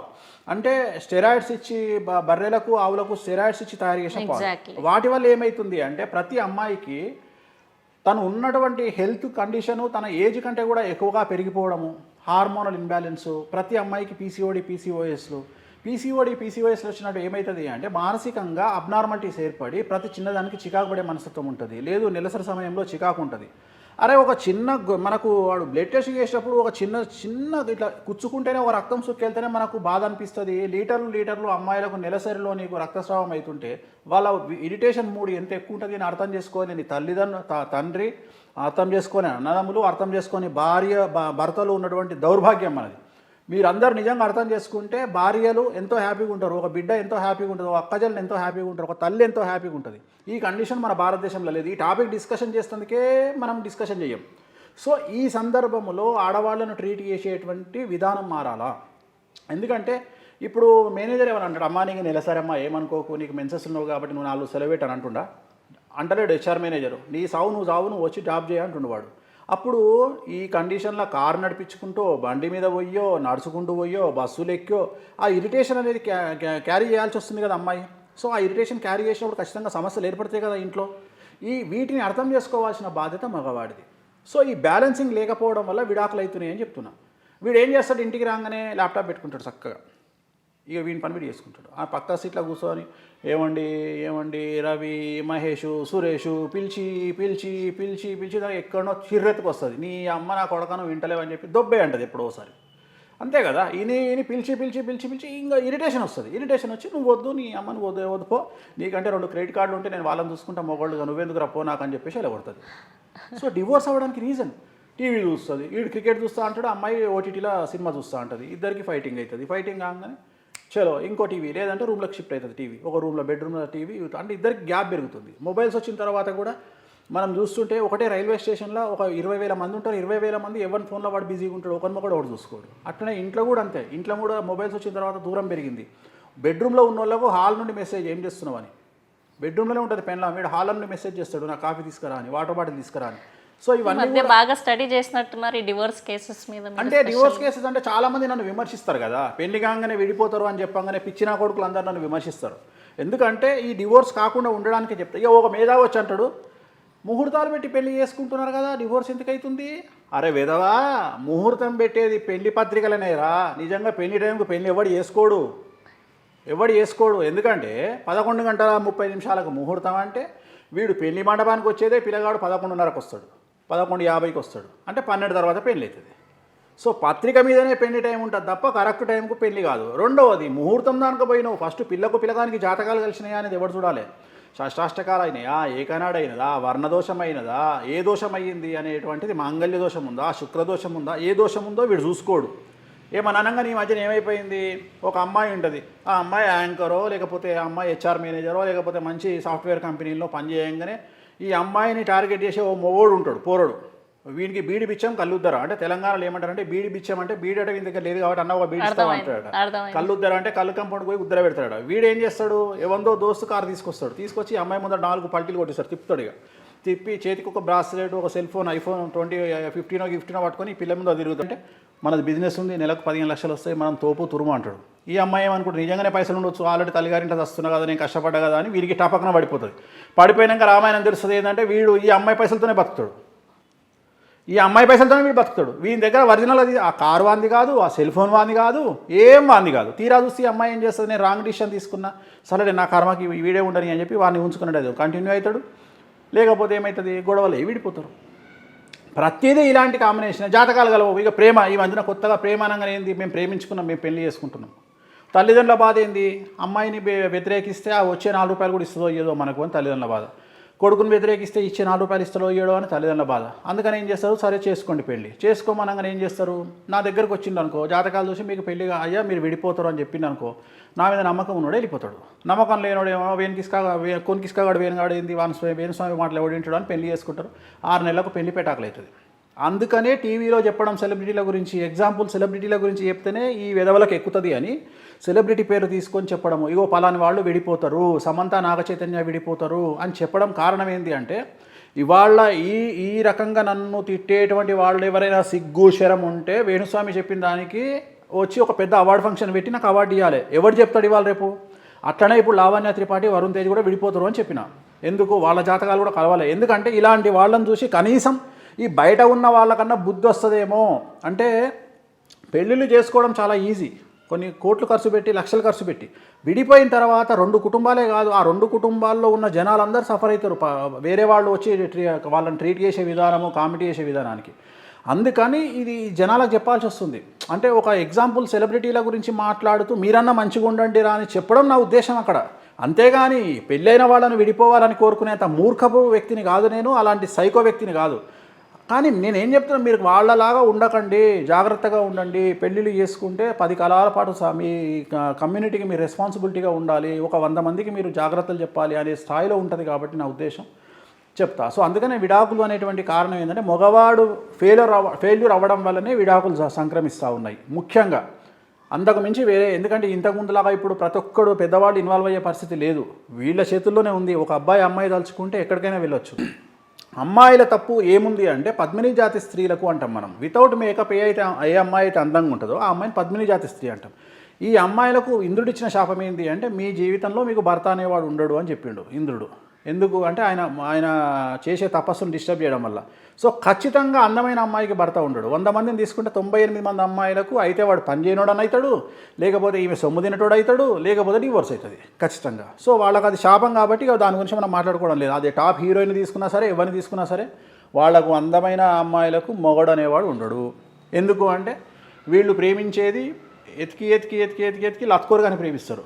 వాని దగ్గర తింటందుకు తిండి ఉండదు, వాడు షో ఆఫ్ చేస్తాడు, ఏదో బిల్డప్ ఇస్తాడు, పెళ్లి చేసుకుంటాడు, తర్వాత ఈ అమ్మాయి మీద ఆధారపడతాడు. ఆల్మోస్ట్ ఆల్ ఇప్పుడున్న సమాజంలో డబ్బు సంపాదించే ప్రతి అమ్మాయి అలా మాట్లాడుకుంటే సపోజ్ మీరు చెప్పినట్టే ఐశ్వర్య రాయ్ గారి గురించి అండ్ అభిషేక్ బచ్చన్ గారి గురించి మాట్లాడితే దేవర్ ఆల్సో టూ సెటిల్డ్ కదా. సో వాళ్ళిద్దరు దాంట్లో ఎందుకు అలా అయి ఉంటుండొచ్చు?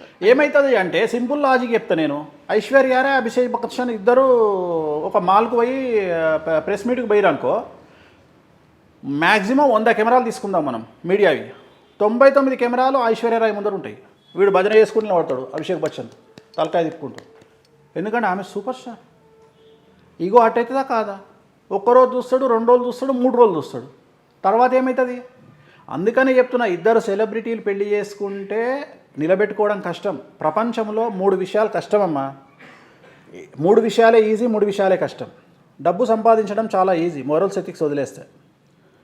ఒక అమ్మాయిని పటాయించడం చాలా ఈజీ, సెలబ్రిటీ అవ్వడం చాలా ఈజీ. డబ్బు సంపాదించడం ఎట్లా అంటే మోరల్స్ ఎథిక్స్ వదిలేస్తే సంపాదిస్తాం. ఒక అమ్మాయిని కరెక్ట్గా టార్గెట్ చేసి కొడితే పడుతుంది. అట్లనే సెలబ్రిటీ అవ్వాలి అంటే పెద్ద అవసరం ఏం లేదు, మంచిగా ఖైరతాబాద్ చౌరస్తాలో పోయి కుక్కను గరిస్తే ఆటోమేటిక్గా సెలబ్రిటీ అవుతాం, ఎందుకంటే కెమెరాలు వస్తాయి కాబట్టి. కానీ ఈ మూడింటిని నిలబెట్టుకోవడం కష్టం. డబ్బు కష్టం, సంపాదించిన డబ్బు నిలబెట్టుకోవడం కష్టం, సెలబ్రిటీ స్టేటస్ నిలబెట్టుకోవడం కష్టం, ప్రేమించిన అమ్మాయిని పెళ్లి చేసుకున్న తర్వాత కాపాడుకోవడం కష్టం. పెళ్లి వరకు మనదే అని కన్ఫామ్, పెళ్ళి అయిన తర్వాత ఎప్పుడు విడాకులు ఇస్తుందో తెలియదు. సో ఆ అమ్మాయిని కాపాడుకోవడం కష్టం, సెలబ్రిటీ స్టేటస్ని కాపాడుకోవడం కష్టం. ఇప్పుడు నిన్న ఉదాహరణ జరిగింది, నిన్న పల్లె ప్రశాంత్ బిగ్ బాస్లో గెలిచిండు. బయటికి వచ్చినాక ఏం జరిగింది? నీకు చెప్పినప్పుడు డీసీపీ జోయల్ డేవిస్ చాలా పద్ధతి గల మనిషి, సిద్దిపేట చేసి వచ్చిండు. అతను చాలా మంచి వ్యక్తి, కేరళ ఐపీఎస్ ఆఫీసరు. బ్రతిమిలాడిండు. ఆయన ఇంతవరకు ఆ దిగజారి బ్రతిమిలాడిన స్థాయి నేను ఎప్పుడు చూడలే. ఒక గుడ్ అడ్మినిస్ట్రేషన్ ఆయనను చూస్తేనే ఏకాచమే అంటే పడుతుంది అందరికీ. అట్లాంటిది ఆయన వచ్చి దండం పెట్టిండు పల్లవి ప్రశాంత్కు. దండం పెట్టి, బాబు నాయన నువ్వు ఒక్కరిని అద్దాలు దించుకొని వెళ్ళిపోతే అందరు వెళ్ళిపోతారు అని చెప్పితే అతను ఈయనకుండా మళ్ళీ అక్కడికే వచ్చాడు. దానివల్ల ఎంత డిస్టర్బెన్స్ జరిగింది. అతనికి వచ్చినటువంటి క్రెడిట్ అదే కంటిన్యూ అయ్యి ఉంటే ఇవాళ బిగ్ బాస్ విన్నర్గా అతని స్థాయి వేరు. కానీ ఒక్కసారి ఏమైంది, యూటర్న్ తీసుకొని మళ్ళీ జీరోకి వచ్చింది. అంటే నేను ఎందుకు చెప్తున్నా, సెలబ్రిటీ స్టేటస్ని కాపాడుకోవడం కష్టం అని చెప్తున్నా. అట్లనే ప్రేమించి పెళ్లి చేసుకున్న అమ్మాయిని కాపాడుకోవడం అంటే పెండ్లాన్ని కాపాడుకోవడం కష్టం అని చెప్తున్నా. అట్లనే డబ్బును కాపాడుకోవడం కష్టం అని చెప్తున్నా. ఈ 3 విషయాలు ప్రపంచంలో ఇవే ఈజీ, ఇవే కష్టం, చాలా కష్టం. వీటిని కాపాడుకోవాలి అంటే చాలా జాగ్రత్తగా ఆ స్థాయికి వచ్చినాక చాలా దీనికి సొల్యూషన్ ఏంటి? సపోజ్ ఇప్పుడు ఇంకా ఏం అవ్వలేదు, మంచిగా ఉన్నారు. సపోజ్ వరుణ్ తేజ్ గారు అండ్ లావణ్య త్రిపాఠి గారి గురించే తీసుకున్నాం ఎగ్జాంపుల్. మీరేమో విడిపోతారో ఉండరు అని చెప్పారు. సో దీనికి సొల్యూషన్ ఏంటి కలిసి ఉండాలంటే మీ ప్రకారం? వాళ్ళ జాతకంలో ఒక లేడీ వల్ల సమస్యలు వచ్చే అవకాశం ఉంది. ఎందుకంటే వాళ్ళిద్దరు జాతకంలో చంద్రుడు కుజుడు ఇద్దరు డిస్టర్బెన్స్ ఉన్నాడు, అంటే నాగదోషం ఉంది వాళ్ళకి. అంటే ఒక స్త్రీ మూలకంగా సమస్యలు వచ్చే అవకాశం ఉంది. జనరల్గా స్త్రీ మూలకంగా సమస్యలు ఎవరికి వస్తాయి అంటే అయితే భార్య తరపు తల్లి కానీ భర్త తరపు తల్లి కానీ ఆ ఇద్దరి వల్లనే సమస్యలు వస్తాయి. వాళ్ళిద్దరు ఇన్వాల్వ్ కాకపోతే వీళ్ళు డివోర్స్ లేకుండా హ్యాపీగా ఉంటారు. అది మనం చెప్తే వాళ్ళు ఇనే స్థాయిలో వాళ్ళు ఉండరు. ఎందుకంటే నువ్వేది నాకు చెప్పేది అంటారు. నెత్తిలో శని కూర్చున్నప్పుడు నువ్వెవడరా నాకు చెప్పడానికి అని ఉండదు. అది డబ్బు ఫకర్ కావచ్చు, కారు ఫకర్ కావచ్చు, సెలబ్రిటీ ఫకర్ కావచ్చు. ఆహా వేణుస్వామి ఏంది బొక్క అనుకుంటారు. దానివల్ల మనకు వచ్చేది ఏం లేదు. ఎందుకంటే విడిపోయినాడు ఇవాళ నన్ను అమ్మనాబూతులు తిట్టే వాళ్ళందరూ కూడా రేపు జరిగిన తర్వాత మూసుకునే వాళ్ళే. దానికి ఏం పెద్ద నేను ఐఎమ్ రెడీ. సో మనము ఒక విత్తనం చల్లినప్పుడు విత్తనం చల్లిన 10 నిమిషాలకే మొలకెత్తదు, ఒక 2 నెలలో 3 నెలలో అయినాక మొలకెత్తుంది. నేను కొన్ని విత్తనాలు 2010లో చల్లినా, 12లో చల్లినా, 14లో చల్లినా, 20లో చల్లినా, 23లో చల్లుతున్నా. సో ఇవి మొలకెత్తడానికి ఒక 2 ఏళ్ళలో, సంవత్సరమో 6 నెలలో పడుతుంది. సో ఖచ్చితంగా నేను చెప్పినవి జరగాలి అంటే it will take time. So ఇప్పుడు రేపు పొద్దున వాళ్ళు విడిపోవద్దు అంటే రెమెడీ చేసుకోవాలి. రెమెడీ చేసుకుంటే నువ్వు ఎందుకు చెప్తున్నావు, అందుకనే రెమెడీల కోసమే చెప్తున్నావా అంటే ఇవాళ వరకు నేను ఏ సెలబ్రిటీ గురించి చెప్పినో ఆ సెలబ్రిటీకి నేను పూజలు చేయలే, ఇవాళ వరకు చేయలే, నేను ఎవ్వరికి చేయలే. నేను బెదిరిస్తే నా దగ్గరకు వస్తారు అనేటువంటి లత్కోర ఆలోచన నాకు లేదు, నాకు ఆ అవసరం కూడా లేదు. I'm happy with my income source and business. So నేను కక్కుర్తి పడే స్థాయి నాకు లేదు. నేను డబ్బు సంపాదించాలంటే ఇప్పుడే చెప్పిన, ఈజీగా సంపాదించుకోవచ్చు డబ్బులు. 4 వ్యాపార మటన్ షాపో, చికెన్ షాపో, మందు షాపో, వైన్ షాపో పెట్టుకుంటే అడ్డగోలు పైసలు వస్తాయి, టెన్షనే లేదు. సో 2 వైన్ షాపులు పెట్టుకుంటే చాలు, సిండికేట్ మస్తు పైసలు వస్తాయి. సో వీళ్ళని బెదిరించి డబ్బు సంపాదించిన స్థాయిలో నేను లేను. సో వాళ్ళకు రెమెడీ చేసుకోమని చెప్తావు, నువ్వు ఎందుకు రెమెడీ చెప్తావు, వాళ్ళు చేసుకోమని, నేను నా దగ్గర కాదు, నువ్వే చేసుకోరా బాబు అని చెప్తున్నాం, ఎక్కడికో పోయి చేసుకో. ఇలా పెళ్లి కపుల్ అని మాట్లాడుతున్నాం కాబట్టి ఈ మధ్య కాలంలో చాలా వైరల్ అవుతున్నాయి పిక్చర్స్, లివింగ్లో ఉంటున్నారు విజయ్ దేవరకొండ అండ్ రష్మిక గారు అని చెప్పి. ఇక వాళ్ళు ఆల్రెడీ తెలుసు కదా మనకు, ఇప్పటి నుండి కాదు ఎప్పటి నుండో తెలుసు. అది ఇప్పుడు గీత గోవిందం సినిమా నుండే వాళ్ళు పెళ్లి చేసుకుంటారా ఏంటి, చేసుకుని విడిపోతారు. ఆల్రెడీ ఇప్పుడు చెప్పింది కాదు, ఎప్పటిదో ముచ్చట. నేను ఆమెకే చెప్పిన, ఇక వేరే వాళ్ళకి ఎందుకు, డైరెక్ట్గా ఆమెకే చెప్పిన, ఆయన చేసుకోకు విడిపోతావని చెప్పిన. ఆ విషయంలోనే కొద్దిగా నాకు ప్రపంచాలు వచ్చినాయి, ఆమె నన్ను పక్కకు పెట్టింది, నాకేం అభ్యంతరం లేదు. ఇప్పుడు హీరోయిన్ అయితే ఆమె నాకు కాదు కదా హీరోయిన్, సమాజానికి హీరోయిన్.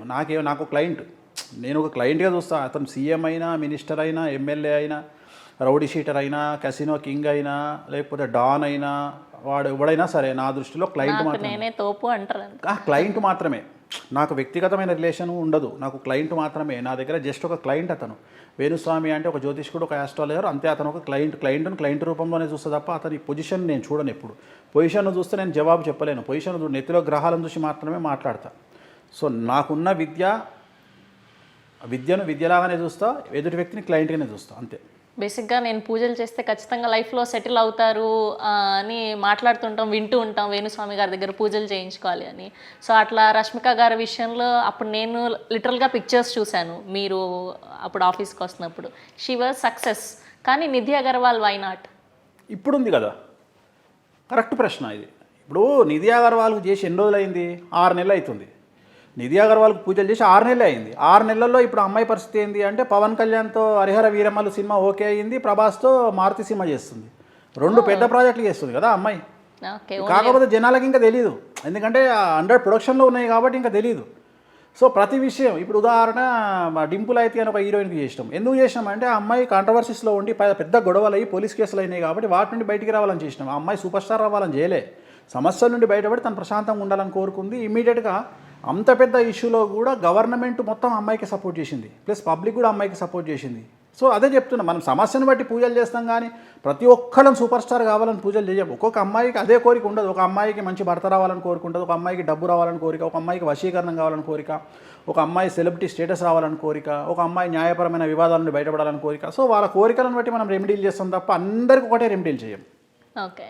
అండ్ ఇప్పుడు చూసుకుంటే ఎక్కువ శాతం వేణుస్వామి గారు సెలబ్రిటీలతోనే కనిపిస్తారు.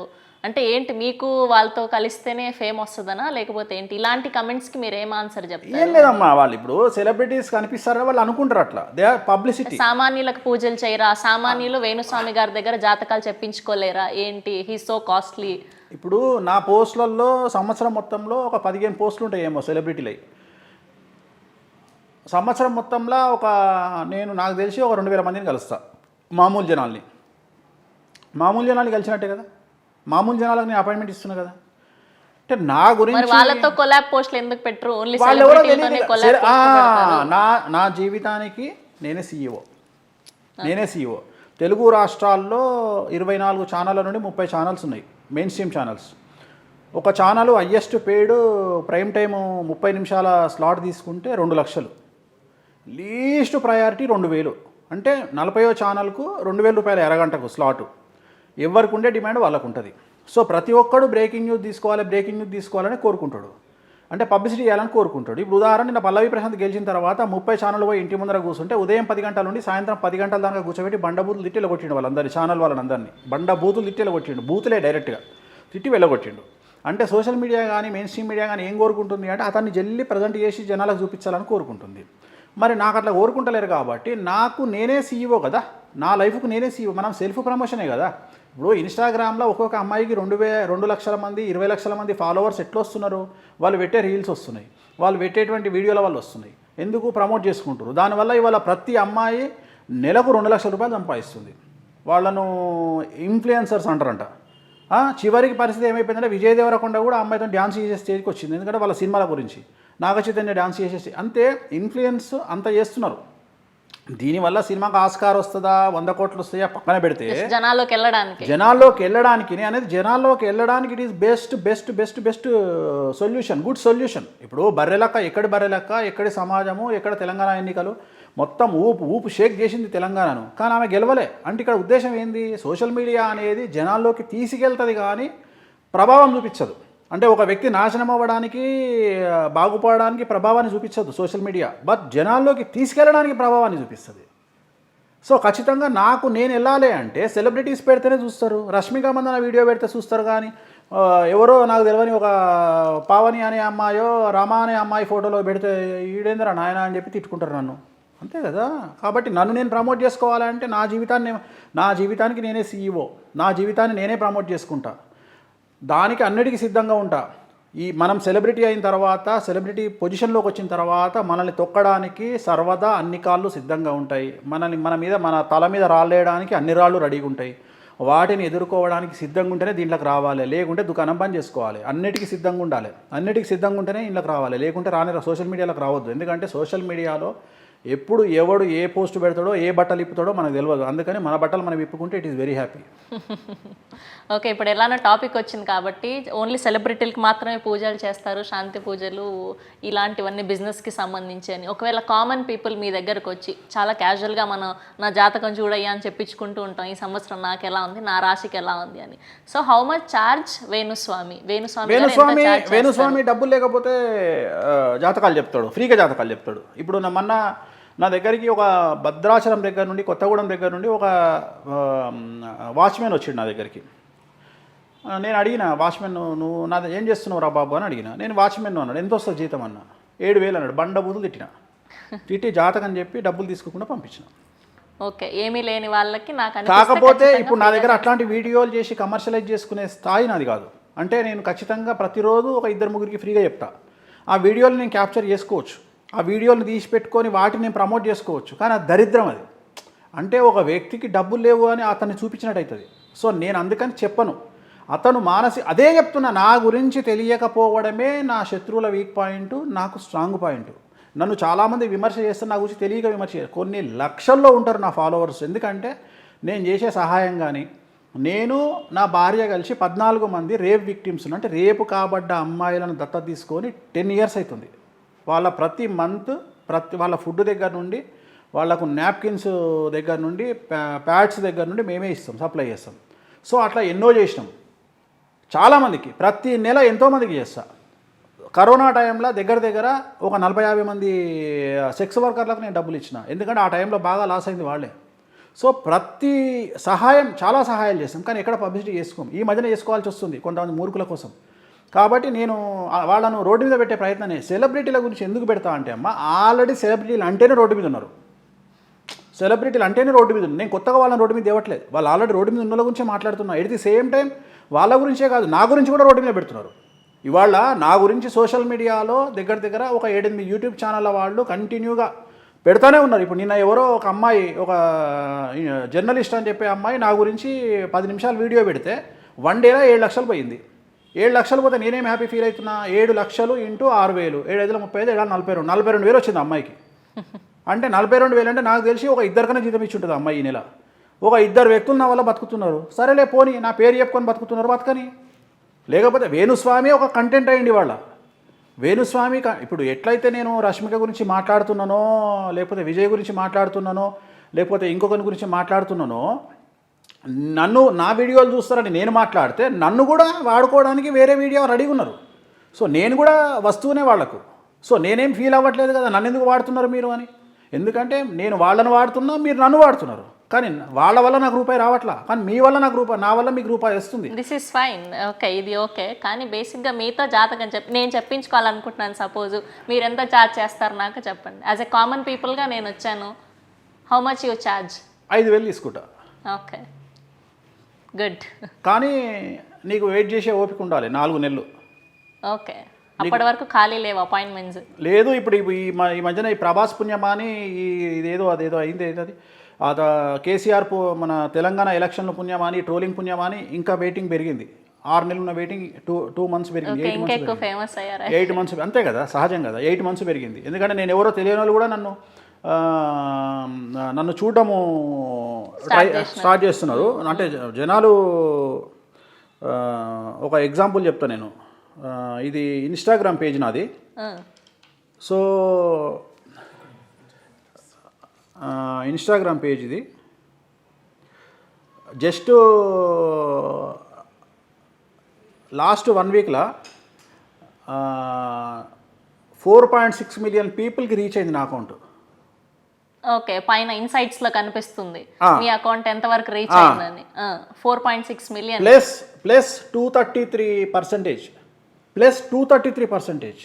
ఒకటి 10, 100, 1000, 10,000, 1,00,000, 10 లక్షలు, 47 లక్షల మందికి రీచ్ అయింది. ఏది అకౌంట్ రీచ్డ్ జస్ట్ 10 డేస్లో నేను చెప్పేది. ఎవరైనా చూడడానికి ఇప్పుడు ఈ ట్రోల్ చేయడం వల్ల, జనాలు ట్రోల్ చేయడం వల్ల 47 లక్షల మందికి రీచ్ అయ్యి, అంటే 4.7 మిలియన్ రీచ్ అయింది. ఇది నాకు గొప్పనే కదా. మినిమం నాకు తెలిసి ఈ ప్రచారం చేసుకోవాలంటే నాకు 2 కోట్లు 10 కోట్లు ఖర్చు అవుతుంది. ఉక్కడుకు చేస్తున్నారు కదా వీళ్ళందరూ. మరి నేను ఎంత హ్యాపీ ఫీల్ కావాలి వీళ్ళందరికీ. అందుకనే వెంకటేశ్వర స్వామి వారు మంగళాశాసనం తెలియజేయాలి, హ్యాపీగా బతకాలి వీళ్ళందరూ అని కోరుకుంటున్నాను. ఎందుకంటే 4,47,00,000 అంటే ఏందమ్మా. నేను షాక్ అయినా. అసలు ఒక వీడియో పెట్టింది అమ్మాయి, జర్నలిస్టు, పేరు ఎందుకులే కానీ 5 లక్షలు వెళ్ళిపోయింది ఒక్క రోజులో. సో నాకు తెలిసి 15 లక్షలు పోతుంది. 15 లక్షలు అంటే కూడా 15, 5, 70, 14, 90 వేలు అంటే ఓ 3 జీతం 4 జీతం వెళ్ళిపోతుంది అమ్మాయికి. So it is very happy. అందుకనే నేను ప్రశాంతంగా గడపడానికి ఇవన్నీ రీజన్స్. నేను ఇంత ట్రోల్ చేసినా వీళ్ళందరూ ఇట్లా చేస్తున్నారంటే నా వల్ల యూట్యూబ్ ఛానల్ బతుకుతున్నాయి అనే హ్యాపీతో నేను ఉంటా. నన్ను తిడుతున్నాడు అంటే వేణుస్వామి తమ్మునేలు పెట్టిండంటే 5 లక్షలు గ్యారంటీ వానికి. 5 లక్షలు అంటే 5 ఇప్పుడు మాకు తమ్మునేలు దొరికింది. వేణుస్వామి గారితో జాతకం చెప్పించుకోవాలంటే 8 నెలల ముందే మీరు అపాయింట్మెంట్ తీసుకోవాలి. 8 నెలలు రోజు వెయిట్ చేస్తే ఆయన డోర్ బయట. అప్పుడు దొరుకుతుందో దొరకదో కూడా అవసరం లేదు, మా వాళ్ళే ఫోన్ చేస్తారు. ఓకే, ఈ ఫెసిలిటీ కూడా మా నెంబర్కి ఫోన్ చేస్తే మా వాళ్ళే ఫోన్ చేస్తారు. ఓకే, అంతెందుకు. ఇప్పుడు నీ దగ్గర నేను మొబైల్ ఉంటే నేను నా అపాయింట్మెంట్ నెంబర్ చెప్తాను, నువ్వు డైల్ చేయి కావాలంటే. ఏమొస్తుందో చూడు. నువ్వు ఫోన్ చేయగానే ఆ తర్వాత నాకు తెలిసి 5 సార్లు ఫోన్ చేస్తే లిఫ్ట్ చేయకపోవచ్చు. 6వ సార్లు లిఫ్ట్ చేసి మెసేజ్ పెట్టండి మేము ఫోన్ చేస్తామని పెట్టేస్తారు. ఎందుకంటే నా పర్సనల్ వ్యవహారము, నా వ్యాపార వ్యవహారాలు, పొలిటీషియన్స్, సినిమా ఇవన్నీ కాకుండా నెలకు ఒక 15 రోజులు నేను సామాన్యమైన జనాలకు ఇస్తున్నా. ఇప్పుడు దీంట్లో నా ఫ్యామిలీ కేటాయించాలి, నా పర్సనల్ వ్యవహారాలు ఉంటాయి, నా వ్యాపారాలు ఉంటాయి. రైట్. నేను ఒక వ్యాపారం, నేను రియల్ ఎస్టేట్ చేసుకుంటా, ఒక వైన్ షాప్ పెట్టుకున్నా, ఒక పబ్ పెట్టుకున్నా. ఈ మధ్యనే ఆ పబ్ అమ్మేసుకున్నా, షేర్ అమ్మేసుకున్నా. నాకు టైం సరిపోతుంది. అది అంటే ఏమంటారమ్మా, దానికి రీజన్ కూడా ఉంది ఒకటి. ఏమంటారంటే జ్యోతిష్యం చెప్పేవాడి జాతకమే బాగుంటే జ్యోతిష్యం ఎందుకు చెప్పుకుంటాడు?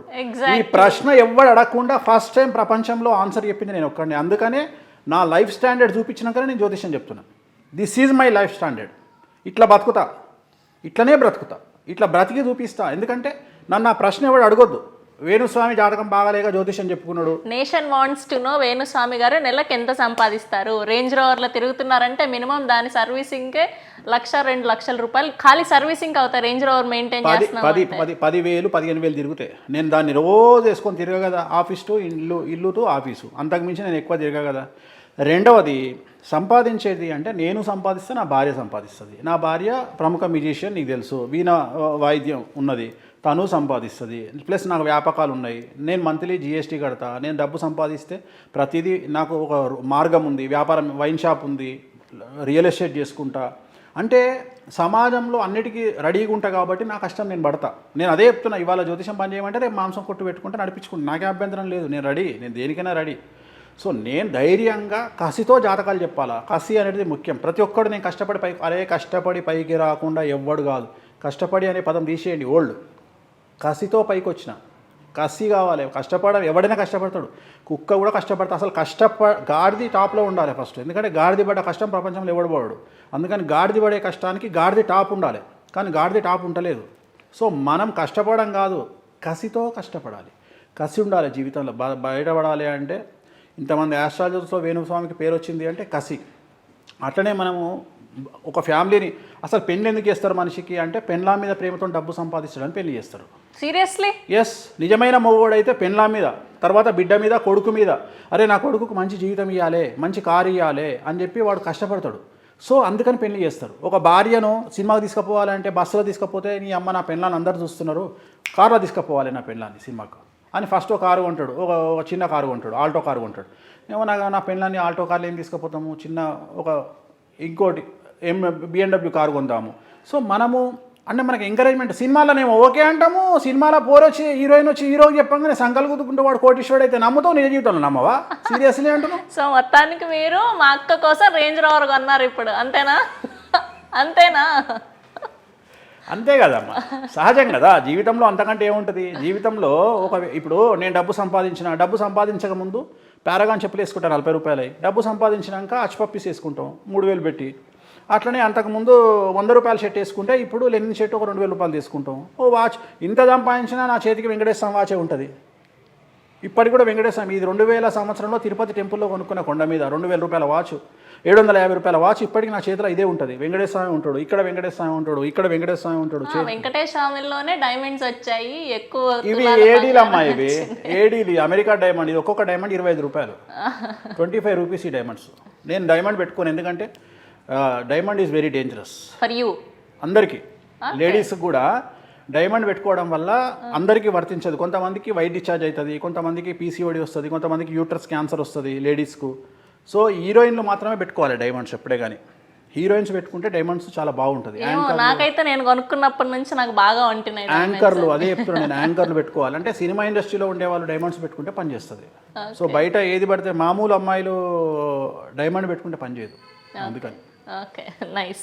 అండ్ ఎలానో ఇప్పటివరకు ఈ తెలంగాణ పాలిటిక్స్ గురించి మాట్లాడుకున్నాం, అండ్ త్వరలో ఇప్పుడు ఏపీ పాలిటిక్స్ రాబోతున్నాయి. సో వాటి గురించి మాట్లాడుకుంటే, సో ఫస్ట్ జగన్ గారి జాతకం ఎలా ఉండబోతుంది 2024లో? So he will become the CM or not? Second time Arudra నక్షత్రము మిథున రాశి జాతకులైనటువంటి వైఎస్ జగన్మోహన్ రెడ్డి గారికి 2024లో కూడా సీఎం అయ్యేటువంటి యోగ్యత 100% ఉంది.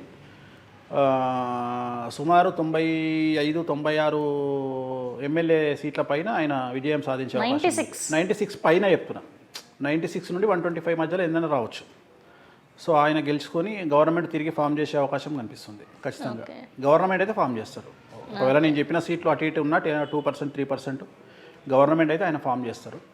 అండ్ ఆంధ్రలో కూడా చాలామందికి కారాగారవాసం కనిపిస్తుంది, మళ్ళీ కేసులు అయ్యే అవకాశం ఉంది. కానీ ఇప్పుడు ఇదంతా వింటుంటే జగన్ గారికి ఎక్కువ నెగిటివిటీ వచ్చింది, మళ్ళీ ఈసారి చంద్రబాబు గారు సీఎం అయ్యే ఛాన్సెస్ ఎక్కువగా కనిపిస్తున్నాయని చాలా మంది నోటి నుంచి వింటున్నాం. సో అది ఇంతమంది అంటున్నారు అంటే నేను చెప్పే సక్సెస్ అవుతుందని అర్థం. ఎందుకంటే నేను చెప్పేదానికి ఎవరు రివర్స్లో మాట్లాడితే అది నిజమవుతుంది. వేణుస్వామి జాతకం అది. నేను చెప్పేదానికి ఎవరు అపోజిట్లో మాట్లాడాలి, అపోజిట్లో మాట్లాడితే వేణుస్వామి చెప్పింది అవుతుంది. సో ఇప్పుడు నువ్వు చెప్పేదాన్ని బట్టి it is confirmed Jaganmohan Reddy CM. And నా ఫేవరెట్ పవర్ స్టార్ గారి గురించి ఏం చెప్తారు? పెద్ద గొప్పగా ఉండదు, ఎందుకంటే టీడీపీ జనసేన కలిసినా పెద్ద గొప్పగా ఉండదు. So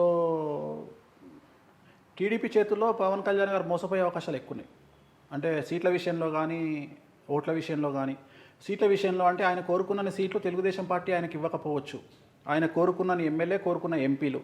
at the same time Telugu Desam ఓట్లు కూడా జనసేన పార్టీకి కన్వర్ట్ కాకపోవచ్చును. కారణం ఏంటి అంటే చంద్రబాబు నాయుడు గారిది పుష్యమి నక్షత్రము, పవన్ కళ్యాణ్ గారిది ఉత్తరాషాఢ మకర రాశి. సో మకరం, కుంభం, మీనం, మేషం, వృషభం, మిథునం, కర్కాటకం. సో వీళ్ళిద్దరు జాతకాల్లో పొసగదు. అట్లనే లోకేష్ బాబు జాతకము, పవన్ కళ్యాణ్ జాతకం పొసగదు.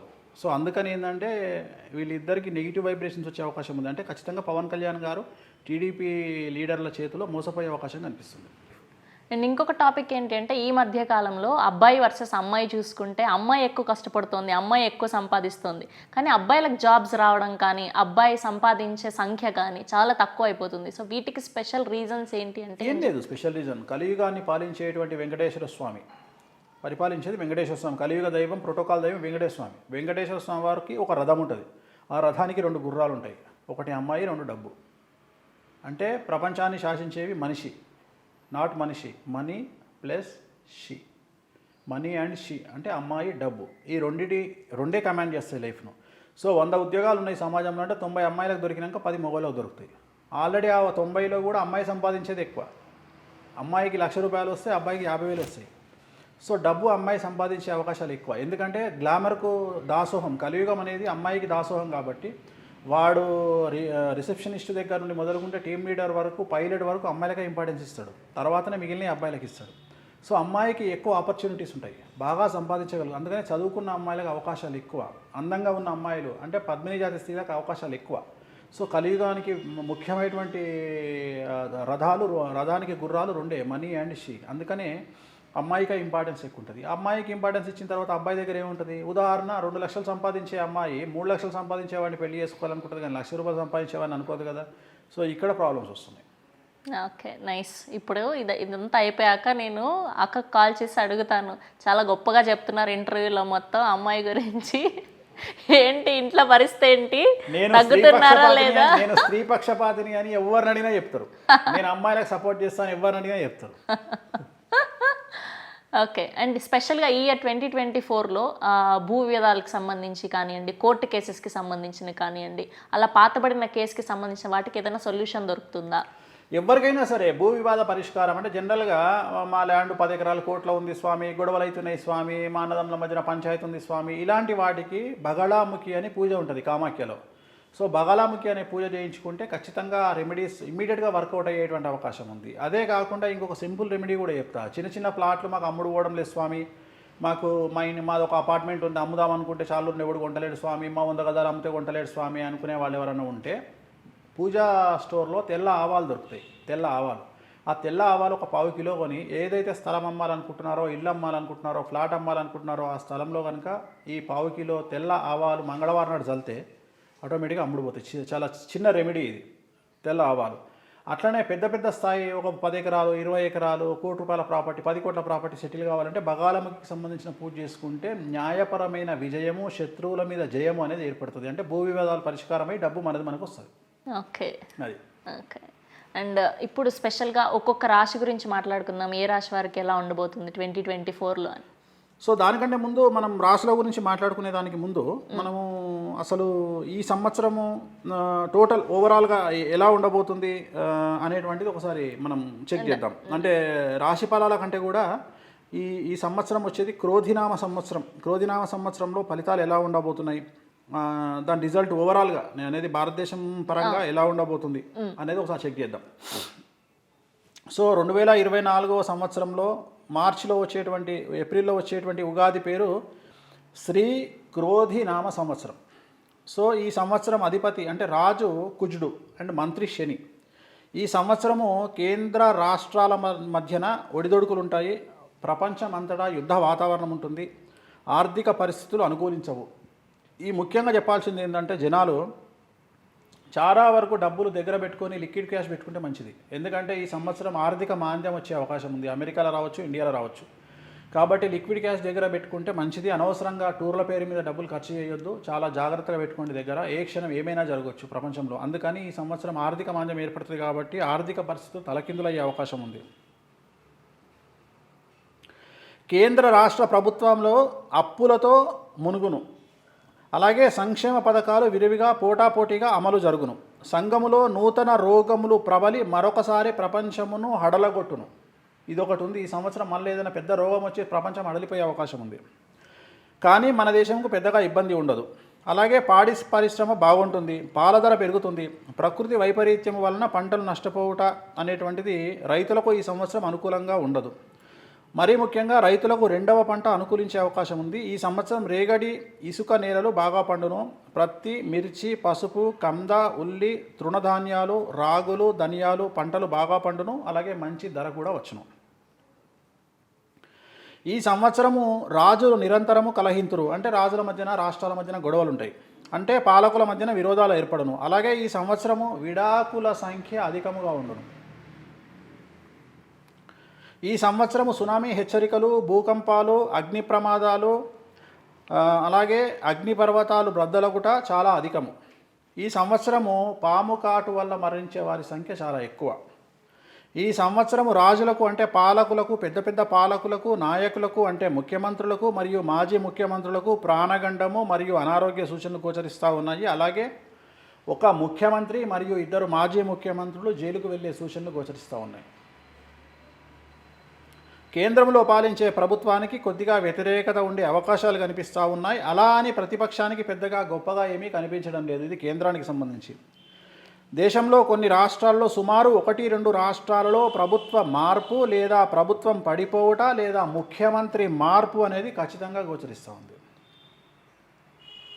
తెలుగు రాష్ట్రాలలో ఆంధ్రప్రదేశ్ రాష్ట్రానికి సంబంధించి ఇప్పుడున్న ప్రభుత్వమే తిరిగి అధికారంలోకి వచ్చే అవకాశం కనిపిస్తుంది. తెలంగాణలో పాలన బాగుంటుంది, కానీ ముఖ్యమంత్రికి పదవిలో అడ్డంకులు గోచరిస్తూ ఉన్నాయి. తెలంగాణ మరియు ఆంధ్రప్రదేశ్ రాష్ట్రాల్లో గంజాయి వాడకం వల్ల యువత మత్తులో జోగుతుంది. తెలుగు రాష్ట్రాలకు సంబంధించి చాలామంది మాజీ మంత్రులు, ఎమ్మెల్యేలు మరియు ప్రముఖ వ్యాపారవేత్తలు జైలుకు వెళ్లే సూచనలు గోచరిస్తూ ఉన్నాయి. తెలుగు చిత్ర పరిశ్రమకు సంబంధించి ప్రముఖ హీరోకు సంబంధించిన ఆరోగ్య విషయం సంచలనంగా మారుతుంది. బాలీవుడ్ హీరోయిన్కి సంబంధించిన వ్యక్తిగతమైన జీవితం సమస్యాత్మకంగా మారుతుంది. తెలుగు రాష్ట్రానికి సంబంధించిన ప్రముఖ నాయకుడి కొడుకు మరియు యువ నాయకుడు, తెలంగాణ రాష్ట్రానికి సంబంధించిన ప్రముఖ నాయకుడి కొడుకు, యువ నాయకుడి వ్యక్తిగత జీవితం మీడియాకి ఎక్కడం వల్ల సంచలనం నమోదవుతుంది. పేర్లు చెప్పలేరా? తెలంగాణ రాష్ట్రంలో సెక్రటరీ స్థాయి అధికారులు మరియు చాలామంది బ్యూరోక్రాట్లు కేసులకు గురయ్యే అవకాశాలు లేదా జైలుకు వెళ్ళే అవకాశాలు గోచరిస్తూ ఉన్నాయి. సో ఇవి ఓవరాల్గా మనకు సంవత్సర ఫలితాలు అంటారు వీటిని. ఇక మేషరాశి జాతకాన్ని కనుక విశ్లేషిస్తే అశ్విని 1, 2, 3, 4 పాదాలు, భరణి 1, 2, 3, 4 పాదాలు, కృత్తిక 1వ పాదము. ఈ సంవత్సరం ఈ రాశి వారికి ఆదాయం 8, వ్యయం 14, రాజపూజ్యత 4, అవమానం 3. ఈ సంవత్సరము గురువు బలంగా ఉండడం వలన మరియు శని, రాహు, కేతువులు బలంగా ఉండడం వల్ల ప్రతి ప్రయత్నము సఫలీకృతమయ్యేటువంటి అవకాశాలు కనిపిస్తూ ఉన్నాయి. మానసికమైనటువంటి ఉత్సాహం ఉంటుంది, ఆర్థికంగా లాభదాయకంగా ఉంటుంది. ఇల్లు, ఆస్తి మొదలగునవి కొనగలుగుతారు. సమయపాలనపై దృష్టి పెడతారు. రుణ బాధల నుండి విముక్తి పొందుతారు.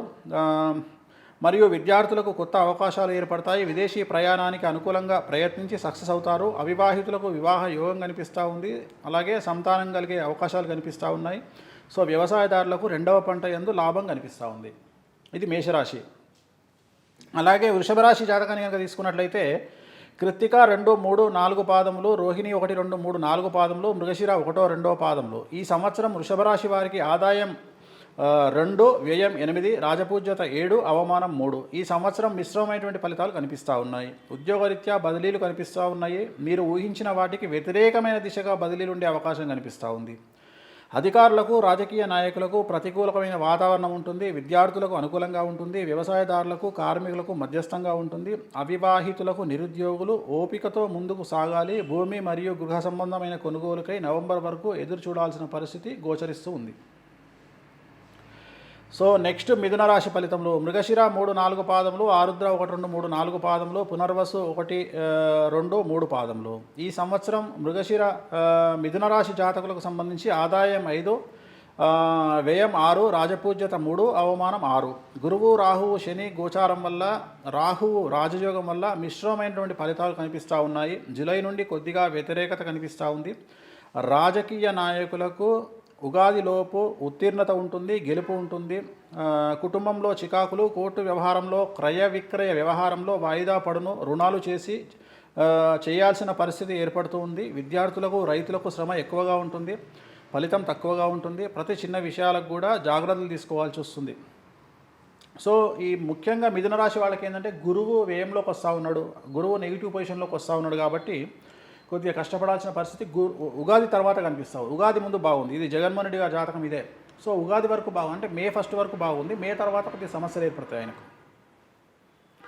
సో నెక్స్ట్ కర్కాటక రాశి ఫలితంలో పునర్వసు 4వ పాదము, పుష్యమి 1, 2, 3, 4 పాదాలు, ఆశ్లేష 1, 2, 3, 4 పాదాలు. ఈ సంవత్సరం ఆదాయం 14, వ్యయం 2, రాజపూజ్యం 6, అవమానం 6. ఈ సంవత్సరం కర్కాటక రాశి వారికి సంఘంలో గౌరవ ప్రతిష్ట మరియు సముచిత స్థానం లభిస్తుంది. సంతానం కుటుంబానికి మద్దతుగా ఉంటారు. అన్ని ప్రయత్నాల్లో విజయాన్ని సాధిస్తారు. వీరికి ఆదాయం మరియు వ్యాపారంలో లాభాలు పెరుగుతాయి. మే నెల నుండి గురువు వల్ల సుఖ సౌఖ్యాలు కలుగుతాయి. గడిచిన చాలా సంవత్సరాల నుండి వీరు పడుతున్నటువంటి కష్టానికి తగిన గుర్తింపు, గౌరవ సన్మానాలు కలుగుతాయి. ఆదాయం పెరుగుతుంది. ఉద్యోగం లభించుట మొదలగు అవకాశాలు పెరుగుతాయి. వ్యాపారంలో విజయము మరియు ముందంజ వేస్తారు. వివాహితులకు వివాహ ప్రయత్నాలు కలిసి వస్తాయి. అలాగే ఉపకార స్వభావంతో దయాగుణం కలిగి ఉంటారు. అష్టమ శని వల్ల మిశ్రమ ఫలితాలు గోచరిస్తూ ఉన్నాయి. అనేక రకాలుగా అనేక మార్గాలలో అవకాశాలు వెతుక్కుంటూ ముందడుగు వేసే అవకాశం కనిపిస్తూ ఉంది. మీలో ఉన్న సృజనాత్మక శక్తి బయటికి వచ్చి మిమ్మల్ని ఉన్నత స్థితిలో ఉంచుతుంది. మీరు ఇతరులకు సహాయపడేలా పరిస్థితులు కనిపిస్తాయి. రాజకీయ నాయకులకు, న్యాయవాదులకు సమస్యలు ఉంటాయి. చిన్న చిన్న శారీరకమైనటువంటి మానసికమైన ఇబ్బందులు అందరూ ఎదుర్కోవాల్సి వస్తుంది. నెక్స్ట్ సింహరాశి ఫలితాలు. ముందుగా మఖా నక్షత్రం 1, 2, 3, 4 పాదాలు, పుబ్బ 1, 2, 3, 4 పాదాలు, ఉత్తర 1వ పాదము. ఈ సంవత్సరం వీరికి ఆదాయం 2, వ్యయం 14, రాజపూజ్యం 2, అవమానం 2. ఉద్యోగస్తులకు పనిచేసే చోట ఆటంకాలు ఎదుర్కోవాల్సి వస్తుంది. పై అధికారుల యొక్క ఆగ్రహ అహంకారాలు చవిచూడవలసి వస్తుంది. ఉద్యోగస్తులకు మార్పు కనిపిస్తుంది. గృహ వాతావరణం సరిగ్గా లేకపోవడం వల్ల ఇంట్లో దొంగలు పడడం, విలువైన వస్తువులు పోగొట్టుకోవడం వంటి విషయంలో జాగ్రత్తలు అవసరం. అలాగే పనుల్లో విజయాన్ని సాధిస్తారు. అవివాహితులకు వివాహయోగ సూచనలు కనిపిస్తూ ఉన్నాయి. రాజకీయ నాయకులు ఎన్నికల్లో విజయాన్ని సాధిస్తారు. అన్ని రకాల వ్యాపారస్తులకు, రైస్ మిల్లర్లకు గతం కంటే అనుకూలమైన సమయం ఉంటుంది. భూమి, గృహాన్ని కొనుగోలు చేస్తారు. సినిమా పరిశ్రమ వారికి చాలా అనుకూలంగా ఉంటుంది. కొన్ని రకాల వ్యాధులు సంక్రమించే అవకాశం కనిపిస్తూ ఉంది. నెక్స్ట్ కన్యారాశి ఫలితములు. ఉత్తర 2, 3, 4 పాదములు, హస్త 1, 2, 3, 4 పాదాలు, చిత్త 1, 2వ పాదములు. ఆదాయం 5, వ్యయం 7, రాజపూజ్యం 5, అవమానం 2. అన్ని రంగాల్లో వారికి సమాజంలో గౌరవం లభిస్తుంది. ధన అభివృద్ధి ఉంటుంది. అసంపూర్ణంగా నిలిచిన పనులు పూర్తవుతాయి. కొత్తగా తలపెట్టిన పనులు సత్వరమే పూర్తి చేసి ఆశించిన ఫలితాలను పొందుతారు. ఉద్యోగస్తులకు ప్రమోషన్, ఆర్థిక పరిపుష్టి కలుగుతుంది. వ్యాపార వర్గాల వారికి, స్వయం వృత్తుల వారికి ఆదాయం పెరుగుతుంది. తీర్థయాత్రలు, విదేశీయానం, కలిసిన వారితో సంప్రదింపులు, భార్యతరపు వారి నుండి సహాయం, కోర్టు వ్యవహారంలో జయం, వృత్తిపరంగా ఎదగడానికి అనుకూలమైనటువంటి సమయం. కోర్టు వ్యవహారాల్లో విజయం, ఇంక్రిమెంట్ లేదా ప్రమోషన్లు పొందవచ్చు. నెక్స్ట్ తులారాశి ఫలితములు. చిత్త 3, 4 పాదములు, స్వాతి 1, 2, 3, 4 పాదములు, విశాఖ 1, 2, 3 పాదములు. ఈ రాశి వారికి ఆదాయం 2, అలాగే వ్యయం 8, రాజపూజ్యం 1, అవమానం 5. ఈ రాశి వారికి అప్పులు మరియు అడ్డంకులు, విపత్తులు, అలాగే అప్పుల విషయంలో సమస్యలు, తీరని అప్పుల వలన సమస్యలు, పనిచేసే చోట తోటివారితో మీ ప్రవర్తన వివాదాలకు దారితీస్తుంది. గతంలో తీసుకున్న అప్పులను తీర్చకపోవడం వల్ల సమస్యలు ఏర్పడే అవకాశాలు కనిపిస్తూ ఉన్నాయి. విద్యార్థులకు చదువుల్లో ఉన్నతి మరియు ధనం ఖర్చు చేసి ఇతర దేశాలకు వెళ్ళడం అనేటువంటివి కనిపిస్తూ ఉన్నాయి. మీకు రావాల్సిన డబ్బు విషయంలో కోర్టుకు వెళ్లాల్సిన పరిస్థితి గోచరిస్తూ ఉంది. నెక్స్ట్ వృశ్చిక రాశి.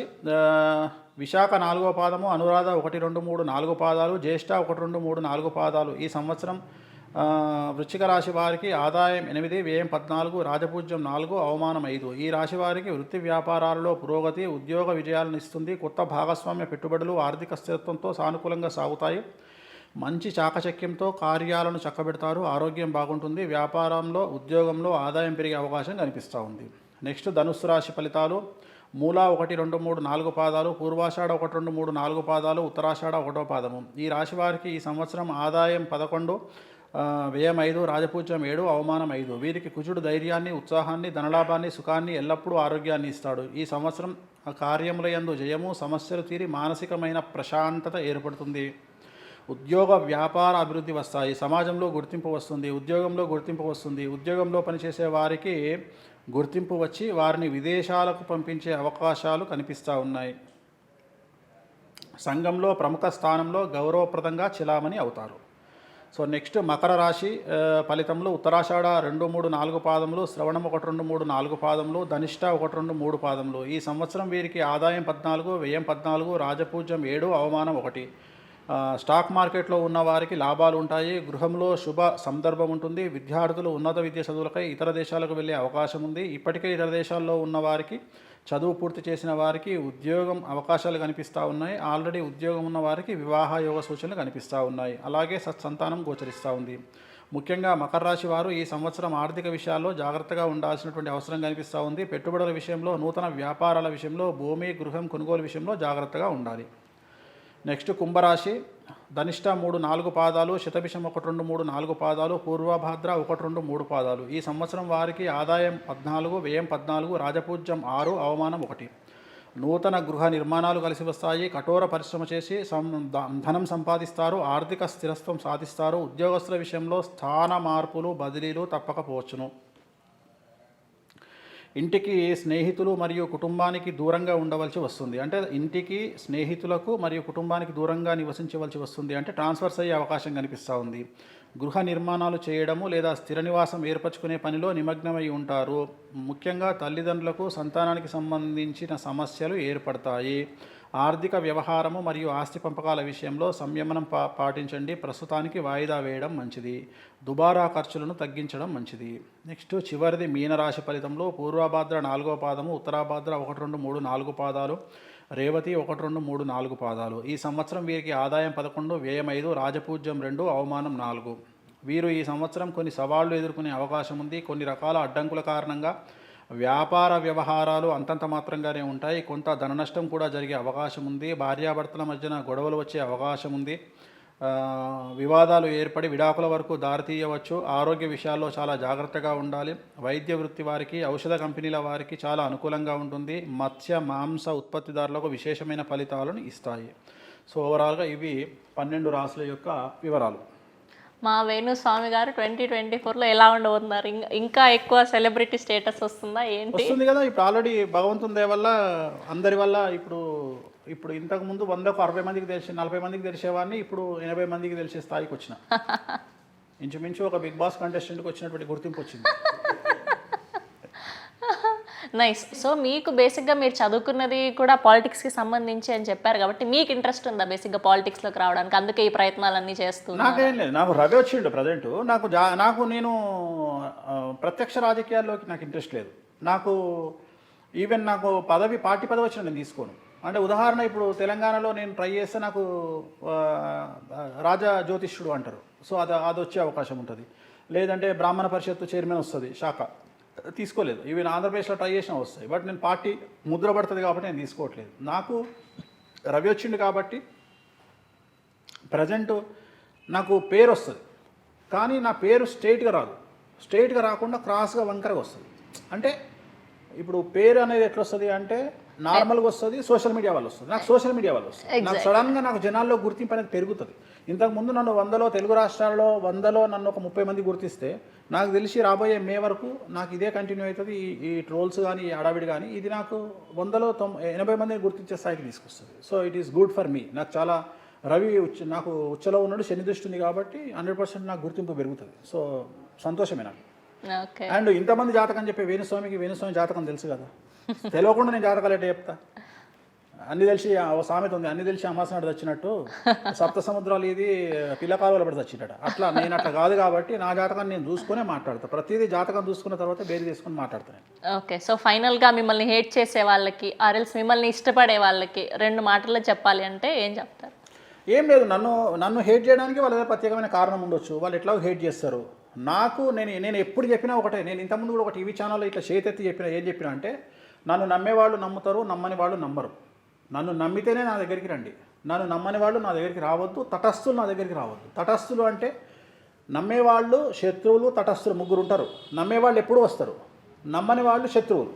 తటస్థులు కొంతమంది ఉంటారు. నేను చెప్పింది జరిగినప్పుడు నా వైపు రావాలని ప్రయత్నం చేస్తారు. ట్రోల్ చూడంగానే అపోజిట్ డైరెక్షన్ వెళ్తారు. సో అట్లాంటి వాళ్ళని నేను నమ్ముకోను.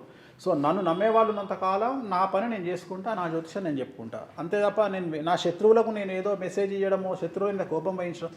శత్రువులు అనేవాళ్ళు లేకపోతే జీవితం పరమ చండాలంగా, పరమ దరిద్రంగా ఉంటుంది. ఎందుకంటే శత్రువులు ఎప్పుడూ మనల్ని యాక్టివేట్ చేస్తారు. శత్రువులు లేకపోతే మన బ్రెయిన్ షార్ప్ ఉండదు. ఇప్పుడు మనలో కసి పెరగాలి, ఇంకొక 10 చెప్పి జరిగించుకోవాలి, ఇంకో 10 జ్యోతిష్యమైన ప్రిడిక్షన్స్ చెప్పి జరిగింది అని నేను తొడగొట్టాలి అంటే శత్రువులు ఉండాలి. శత్రువులు నన్ను యాక్టివేట్ చేస్తూ నా మీద రాళ్ళు వేస్తున్న కొద్దీ నాలో కసి పెరుగుతుంది. కసి పెరిగి నేను ఇంకా చెప్తా ఉంటా. సో జరిగిన తర్వాత వాళ్ళు ఎట్లాగో వాళ్ళ ముఖాలు వాళ్ళు చూయించుకోలేరు. అఫ్కోర్స్ వాళ్ళు చూయించుకోరా అనేది నాకు అనవసరం. నేను ఒక పూజ చేసిన, ఒక అమ్మాయి హీరోయిన్ అయింది, లేదా ఒకడు అమెరికాకు పోయిండు, వాడు నన్ను గుర్తించుకోవాలని గ్యారంటీ నాకేం లేదు. వాడు తెల్లారి నాకు ఫోన్ చేసి గురువుగారు బాగున్నారా, నేను అమెరికాకు వచ్చిన, నాకు అనవసరం. నేను సక్సెస్ అయినా లేదా, ఆ అమ్మాయి సక్సెస్ అయిందా లేదా, ఆ అమ్మాయి నన్ను గుర్తించుకోకపోవచ్చు. అట్లనే శత్రువులు కూడా అంతే. నేను ఏదో మారాలని కోరుకోను. నాకు శత్రువులు ఉంటేనే నా లైఫ్. ఈరోజు నేను ఈ స్టేజ్లో ఉన్నా అంటే శత్రువులే కారణం. శత్రువులను ఎల్లప్పుడూ ఉండాలని కోరుకుంటాను. అండ్ మెయిన్గా ఇంకొక టాపిక్ మర్చిపోయాం. ఈ మధ్య కాలంలో మన టాలీవుడ్ ఇండస్ట్రీ, మన తెలుగు సినిమా ఆస్కార్ లెవెల్కి రీచ్ అయింది. అండ్ 2024లో ఎలా ఉండబోతుంది మన టాలీవుడ్ పరిస్థితి? తెలుగు ఇండస్ట్రీ చాలా బాగుంటుంది. కానీ ఈ సంవత్సరం టాలీవుడ్ ఇండస్ట్రీకి బాలీవుడ్ ఇండస్ట్రీకి గొడవలు జరిగే అవకాశం ఉంది. సో రాను తెలుగు చిత్ర పరిశ్రమకు సంబంధించినటువంటి దర్శకులను, హీరోలను, హీరోయిన్లను మెల్లిమెల్లిగా బాలీవుడ్ బైకాట్ చేసే పరిస్థితులు ఉన్నాయి. ఎందుకంటే దానికి ప్రధానమైన కారణం తెలుగు చిత్ర పరిశ్రమలోని కొంతమంది హీరోలకు సంబంధించిన ఫ్యాన్స్ బిహేవింగ్ వల్ల బాలీవుడ్ ఇండస్ట్రీ టాలీవుడ్ను దూరం పెట్టే అవకాశాలు ఉన్నాయి. ఎందుకు అంటే అమెరికాకు పోయినటువంటి మనవాళ్ళు అమెరికా రాజ్యాంగం ఎట్లుంటే అట్లా బ్రతుకుతారు, అక్కడ అదే పద్ధతిలో మెలుగుతారు. కానీ మనము తెలుగు వాళ్ళు బాలీవుడ్కు పోయి అట్లా మెలగట్లేదు. బాలీవుడ్ కంటే మేము తోపులము అని చెప్పి అక్కడున్న వాళ్ళని కించపరిచే ప్రయత్నాలు చేయడం వల్ల మనకంటే ముందు చాలామంది వచ్చారు. బాలీవుడ్లో బాదిషా షారుఖ్ ఖాన్ కానీ, సల్మాన్ ఖాన్ కానీ చాలామంది హీరోలు ఇంతకుముందు సామ్రాజ్యాలను స్థాపించుకున్న వాళ్ళు ఉన్నారు. ఇవాళ మేము పోయి వాళ్ళని డిస్టర్బ్ చేస్తామంటే వాళ్ళ ఫ్యాన్స్ ఊరుకోరు. సో చాలామంది తెలియకుండా మన సౌత్ ఇండియా ఫ్యాన్స్ పోయి వాళ్ళని గెలికే ప్రయత్నం చేస్తూ ఉన్నారు. దీనివల్ల ఖచ్చితంగా గ్యాప్ ఏర్పడే అవకాశం ఉంది. ఫ్యూచర్లో సౌత్ ఇండియా మీద బాలీవుడ్ దృష్టి పెట్టే అవకాశం ఉంది, మన అవకాశాలు తగ్గే అవకాశం ఉంది. ఇప్పటికైనా మనం మార్చుకొని బాలీవుడ్తో పాటు కలిసి ముందుకు వెళ్తే ఖచ్చితంగా టాలీవుడ్కు చాలా అవకాశాలు ఉంటాయి. Okay, thank you so much Venu Swamy గారు. ఇంత మంచి సమాచారాన్ని మాకు అందించినందుకు థ్యాంక్ యూ సో మచ్. మీరు ఇలానే మాకు ఎప్పుడు అందుబాటులో ఉండాలని కోరుకుంటూ సెలవు తీసుకున్నా. Thank you. Om Namo Venkatesaya.